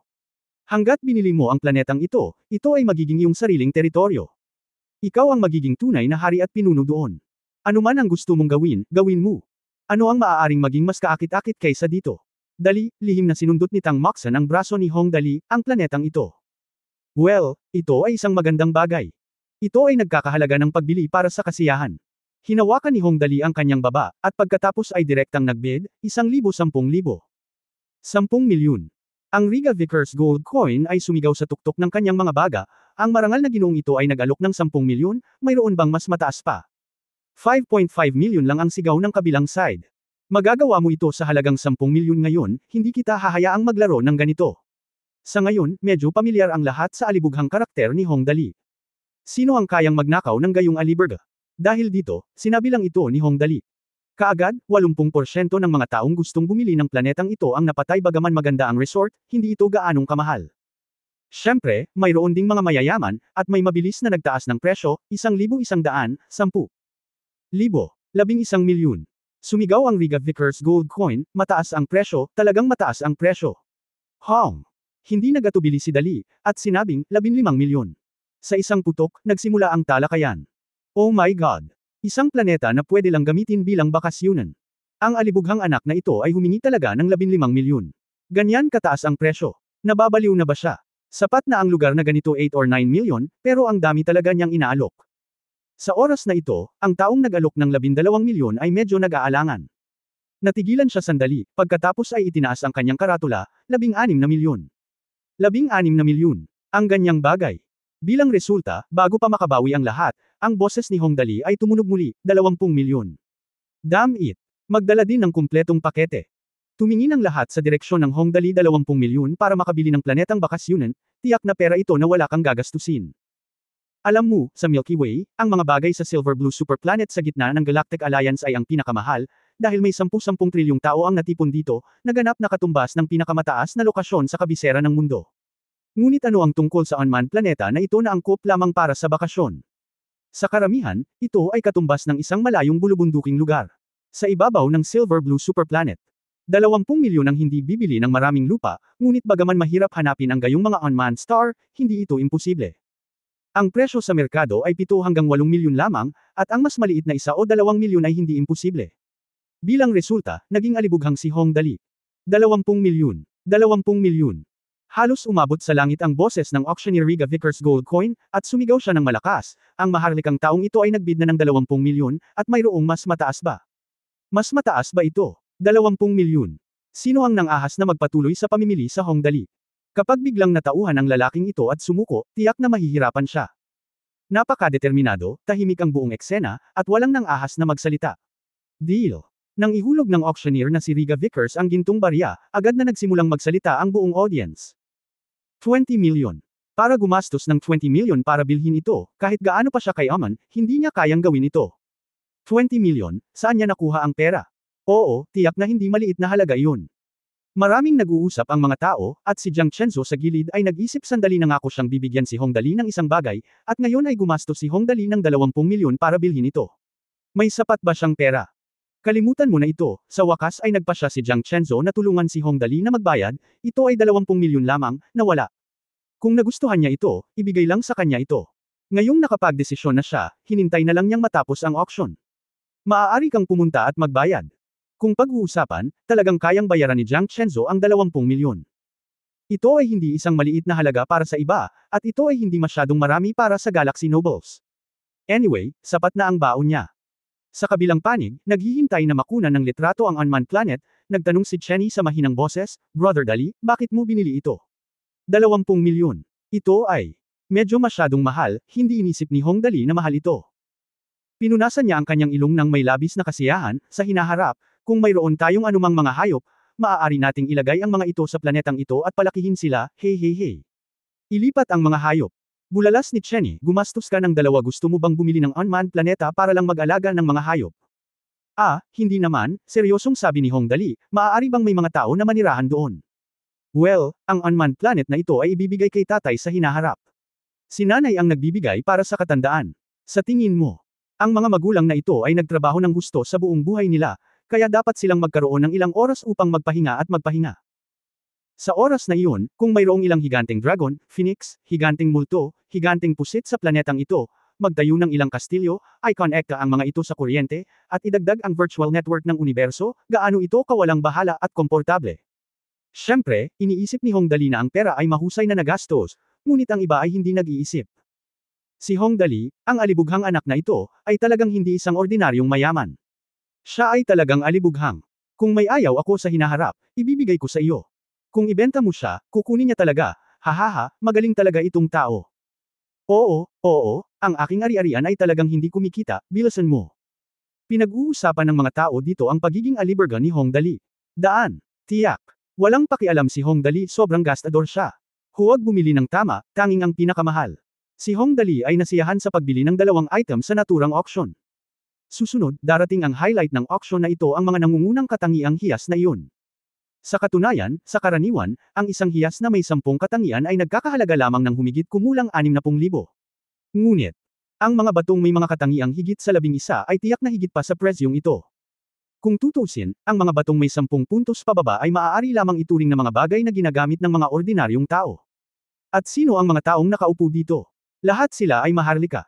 Mayroon lamang 12 ng tunay na galactic nobles, hindi banggitin ng isang malaking grupo ng mga peripheral nobles.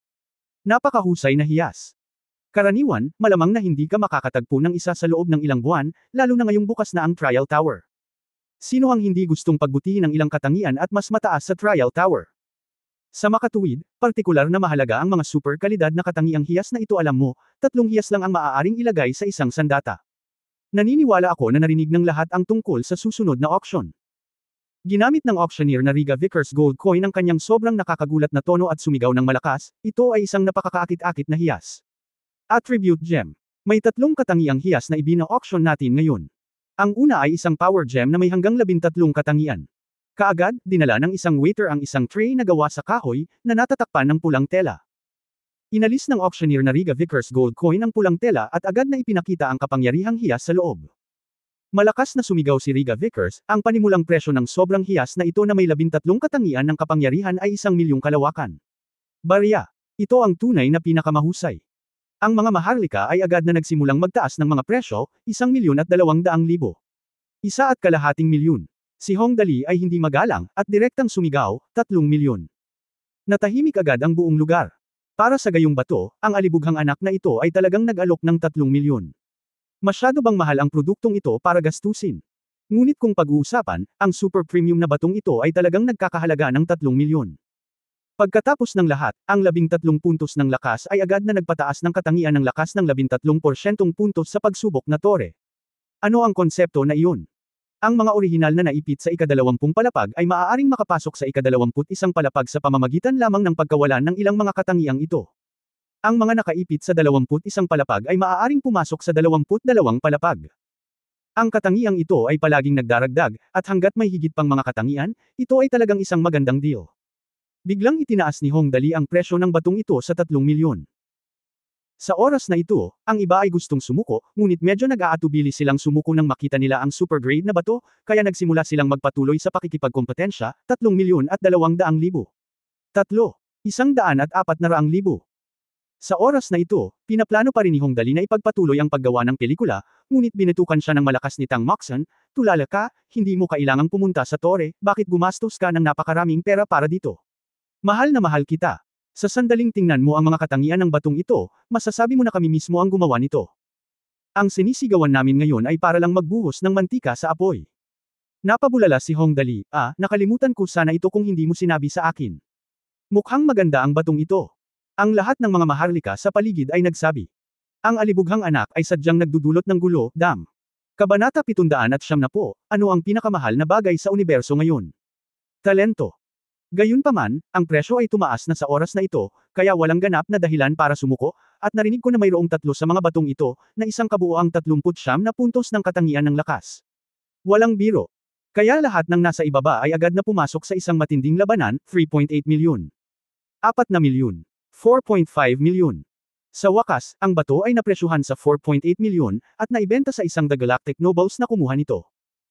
Sinulyapan ni Li Tianxing si Hong Dali mula sa malayo, na may paghamak sa kanyang mukha, itong walang kwentang lalaki, nakakahiya na trituhin siya bilang iyong kalaban. Pinagmamasdan ni Jiang Chenzo ang lahat ng naglalaban doon mula sa kanyang upuan, at ang isa na sa wakas ay kumuha ng larawan ng bato na The Galaxy Noble ay mukhang mapagmataas, at ibinuka ang kanyang bibig sa pagtataka, sino ang nagsabi na ang Hong Dali na ito ay hanggal? Ang bastard na ito ay maaaring pumatay ng mga tao kapag siya ay napakasama. Sino ang mag-aakala na ang lalaking ito ay talagang magtataas ng kanyang sariling presyo? Ang pinakamagandang bagay ay ang kanyang reputasyon. Ng lahat ay maaaring masira ang kanyang reputasyon bilang isang prodigal, kahit na ang lahat ay gusto nilang masira ang kanyang reputasyon bilang isang prodigal. Hindi ko malalaman na siya talaga ang naglagay ng mga batong ito dito. Sa lalong madaling panahon, ang pangalawang bato stone, simulan ang auction. Sa dating bato bilang pundasyon, alam ng lahat na imposibleng makuha ito ng mas mura sa oras na ito, kaya nagsimula silang magbid ng direkta sa 3 milyon, at sa oras na makumplito ang transaksyon, ang presyo ay umabot sa 4.5 milyon. Mga barya sa Galaxy. Ang ikatlong piraso ay 4.6 milyon. Pagkatapos ang mga bato na may 14 na katangian ng liksi sa likod ay mas nakakabaliw, at sila ay direktang nakuhanan ng larawan para sa 5.7 milyon. 13 reaction stone, 4.2 milyon. Kaya sa 5 bato lamang na ito, nakakuha si Hong Dali ng katumbas ng higit sa 20 milyong yuan. Sa madaling salita, ang ilang mga sirang bato na random na ginawa sa mundo ay ipinagpalit para sa isang hindi nakatira na planeta na may diameter na higit sa 36,000 kilometro. Ang transaksyong ito ay talagang isang magandang deal. Wow, hahaha. Ang iba pa na hindi alam ang katotohanan ay natatawa pa doon, nako. Sayang at hindi nakuhanan ng litrato ang ganoong kagandang bato. Hindi, ang 5 super grade na bato, kung dadalhin sila sa trial tower, mapapabuti sila. Hindi lang ito isang bituin. Palagi na lang ang mga katangian sa tore. Depende sa bagay na ito. Sayang nga lang at wala tayong pera. Nako, hindi natin mapigilan. Hindi tayo ang alibughang anak ni Hong Dali. Kailangan nating pag-isipang mabuti kung paano gamitin ang pera. Gamitin mo na lang. Tama naman, Si Tang Moxon, Li Nianwei at iba pang nakakaalam ng katotohanan ay halos humagalpak ng tawa, talagang magiging stick si Hong Dali kung siya mismo ang magbabayad nito. Hinawakan ni Hong Dali ang kanyang ilong at sinabing ang mga taong ito ay nabili na niya at abala pa sa pagbibilang ng pera. Ang ganitong uri ng bagay ay napaka-interesante. Ngayong naubos na ang 5 super kalidad na katangiang hiyas na ito, ang ibig sabihin ng lahat ay natapos na ang auction. Handa nang umalis. Dahil dito, bago pa siya makatayo, ang auctioneer na si Riga Vickers Gold Coin ay biglang sumigaw ng malakas, "Okay, ladies and gentlemen, let me tell you some good news. Ang aming auction house ay nakakuha ng isang batch ng magagandang produkto ngayon. The real good stuff. Magandang bagay. Mayroon ba talagang magagandang produkto na magagamit sa oras na ito?" Nang marinig ang sinabi ng auctioneer, na curious ang lahat sa audience. Mayroon bang anumang magagandang produkto na magagamit sa oras na ito? At pagkatapos ay mabilis. Alam ito ng lahat. Totoong hindi sila nagpunta dito nang walang kabuluhan ngayon. Ladies and gentlemen, malakas na sigaw ng auctioneer na si Riga Vickers Gold Coin, ito ay isang magandang batch ng mga kalakal, isang tunay na magandang batch ng mga kalakal. Ang isusubasta natin sa pagkakataong ito ay isang kumpletong hanay ng mga kagamitan na nilagyan ng mga hiyas ng katangian. Talagang nangungunang kagamitan. Isang kumpletong hanay ng mga kagamitan na nilagyan ng mga hiyas ng katangian. Ang maaaring ilagay dito ay hindi maaaring ordinaryong kalakal. Ang pinakamahalaga ay ang mga kumpletong set na ito. Ito ay napakabihirang. Ngumiti si Tang Moxon kay Hong Dali sa mahinang boses, "Dali, sa pagkakataong ito." Hindi niya natapos ang kanyang mga salita, ngunit alam ng lahat kung ano ang ibig niyang sabihin. Nagkibit balikat si Hong Dali nang walang pakialam, "Tingnan muna natin ang sitwasyon, hehe." Kaya ito ay mabilis. Itinulak ng waiter ang isang maliit na cart papunta sa stage. Isa itong set ng nagniningning na silver armor. Malakas na sinabi ng auctioneer na Riga Vickers Gold Coin, ito ay isang set ng Moonlight Armor, isang kumpletong set. Siyempre, ang armor mismo ang halaga ay hindi mataas. Ang tunay na dahilan kung bakit ito inilagay dito ay dahil ito ay nakatanim ng isang buong set ng 17 katangiang hiyas. Lahat ng 17 sa mga ito ay mga hiyas na may 11 katangian. 4 para sa agility at 3 para sa reaksyon. Nang sabihin niya ito, nagulat ang lahat sa ibaba. Isang buong hanay ng mga inlay ng hiyas na may 11 katangian. Diyos ko, anong klaseng tao ang napakayaman? Alam mo, ang mga hiyas na may 11 katangian ay hindi mahirap makuha. Maaari kang makakita ng 2 o 3 sa pamamagitan ng pagsali sa mga auction ng ilang beses. Ngunit sa pagkakataong ito, isang buong set ang ginawa ng sabay-sabay. Magkano ang halaga nito? Kaya, ngayon, ang auction ng set na ito ng Moonlight Armor, malakas na sumigaw ang auctioneer na Riga Vickers Gold Coin, ang panimulang presyo ay 2 milyong Galaxy Coins, simulan ang pagbid ngayon. Upang sabihin na ang 5 mga bato bago ay nakakalat upang ilagay ito ng simple, pagkatapos bilhin ito, kailangan mong itugma ang iba pang mga hiyas ng katangian sa iyong sarili. Ngunit sa pagkakataong ito ay ganap itong naiiba, ito ay isang buong hanay ng mga hiyas ng katangian na nagdaragdag ng 11 puntos. Kung bibilhin mo ito muli at isuot ito ng direkta, kung ipares mo ito sa isang mahusay na sandata, ito ay katumbas ng pagtaas ng 223 attribute points at isang improvement. Hindi naman masama, lalo na sa mga maharlikang ito na walang gaanong pera. Kaya't ang mga tao ay nagsimulang magbid ng walang takot, 2,400,000. 2,700,000. 3 milyon. Pagkaraan ng ilang sandali, ang presyo ng set ng armor na ito ay higit sa 4 na milyon. Sa pagkakataong ito ay tinanong ni Chenny si Hong Dali sa mahinang boses, "Brother Dali, ang baluti na ito ay may pinakamataas na kalidad. Hindi mo ba ito bibilhin?" Ito ba ay bagay na may pinakamataas na kalidad? Kakaiba ang ekspresyon ni Hong Dali, hindi na kailangan, hindi ako mahilig makipag-away. Hindi ako bibili ng baluti na ito. Kung sino ang gustong bumili nito ay maaring bumili. Sa oras na ito, narinig ng ilang peripheral noble sa harapan ang mga salita ni Hong Dali at sinabing, lahat sila ay pinagtawanan siya ng palihim, ang alibughang anak na ito ay hindi bumili ng kahit isang magandang bagay, at lahat ng binili niya ay basura. Isang sirang pulang rockweed, isang planeta na magagamit lamang para sa bakasyon, ito ay masyadong mahal upang bilhin, at ang resulta ay isang napakahusay na set. Wala akong pera pambili ng gamit. This is really, well, bakit mo ako tatawaging aliberga? Siguradong hindi ito peke. Sa oras na ito, ang presyo ng set ng armor na ito ay 5.8 milyon. Nakaramdam ng panghihina si Jiang Chenzo. Bilang eksperimental na kasintahan ni Hong Dali, alam na alam ni Jiang Chenzo para kay Hong Dali, ang baluti na ito ay talagang basura, at ang mga isinusuot ng kanyang mga alipores ay tunay na top-notch. Sinabi niya na siya rin ay isang galactic noble, ngunit kumpara kay Hong Dali, palagi siyang nakakaramdam ng kaunting kaawa-awa.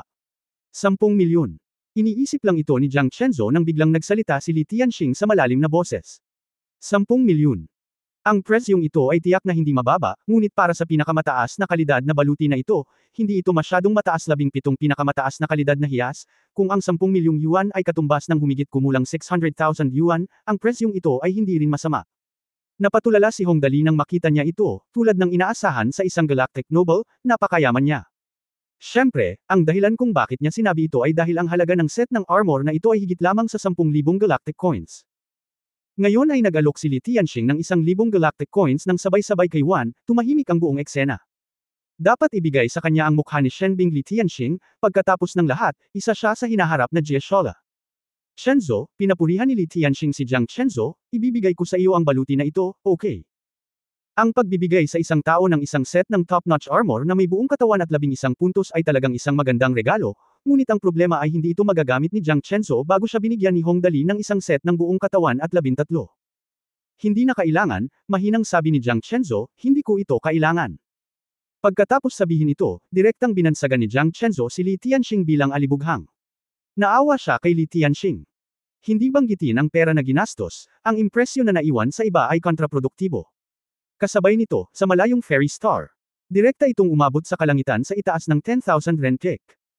Ang tuktok ng bundok ay may radius na daan-daang kilometro, tulad ng isang malaking espada na itinutok sa kalangitan. Ang mga ulap ay umiikot sa kalahati ng bundok. Paminsan-minsan, may mga asol na apoy na nagninangas sa ilang puwang sa bundok. Dito, ito ang pugad ni Qingluan Chris Sudarlian. Sa oras na ito, sa labas lamang ng pugad ni Qingluan, isang lalaking magalang na nakatayo sa pasukan ng kuweba at same time na nagsabi, Galaxy Noble Lady Rhodes. Hinihiling ng apoy ng impyerno na makita si Qingluan. Pumunta siya dito para hanapin si Qingluan. Si Luan ay nagtatanong tungkol sa Jie Shola Hellfire. Pumasok ka. Ang mahinang boses ni Qingluan ay tumunog, narito ka para magtanong tungkol sa tao sa Galaxy Trial Tower, tama ba? Oo. Tungkol sa katotohanang alam ni Qingluan ang kanyang layunin, ang prison fire ay hindi nagulat. Ang Qingluan na ito ay isang napakalakas na banal na hayop na pinalaki sa universo. Nakikita niya ang nakaraan ng mga tao, at syempre, kung gusto niya, makikita rin niya ang kinabukasan ng mga tao. Ang kanyang lakas ay lampas sa imahinasyon ng mga tao. Bagaman ang impyerno ay isa sa siyam na curse na, ito ay lubos na mababa kumpara sa tunay na anyo ni Qingluan. Matapos makapasok sa lungga ni Qingluan, mabilis na nakita ng Hellfire ang totoong anyo ni Qingluan Chris Sudarlian. Isang malaking asol na ibon na may haba ng katawan na higit sa 80 metro. Syempre, hindi binibilang ang kanyang buntot na higit sa 100 metro ang haba. Umupo ka. Ang malambot na boses ni Qingluan ay tumunog, kung mayroon kang anumang mga katanungan, maaari kang kung magtatanong ka, masasagot ko ito para sa iyo hanggat hindi ito lumalabag sa Star Territory Alliance Treaty. Salamat, Lord Qingluan. Ang apoy ng impyerno ay magalang na ikinumpas ang kanyang mga kamao at maingat na sinabi, ang isa mula sa ating kalawakan na nakalampas sa ika-30 palapag ng Trial Tower. Binata, ang iyong kasarian ay tungkol sa misteryosong tao na walang katulad na henyo, hindi naglakas loob ang Hellfire na direktang tanungin kung sino ang taong ito. Kung tutusin, para sa ganitong uri ng tao, tiyak na siya ay isang kayamanan, at kailangan niyang suyuan. Kung ayaw niyang mag-leak ng impormasyon, pwede lang siyang mag-inquire ng patago. Kung talagang mahahanap niya ang taong ito, maaari niyang piliing makipag-ugnayan sa kanya ng mabuti. Kung ang mga tao ay handa na sumali sa mga peripheral nobles, depende ito sa kanilang kalooban. At ang pinakamahalagang punto ay na para sa ganitong uri ng walang katulad na henyo, ang DM Star Alliance ay may panuntunan na hindi dapat labagin, ang kanyang kinaroroonan ay dapat naganap na libre at hindi maaaring pilitin, at lahat ng impormasyon ay dapat panatilihing confidential. Ang dahilan para sa naturang regulasyon ay ano ang pinakamahal na bagay sa universo ngayon? Talento. End of this chapter.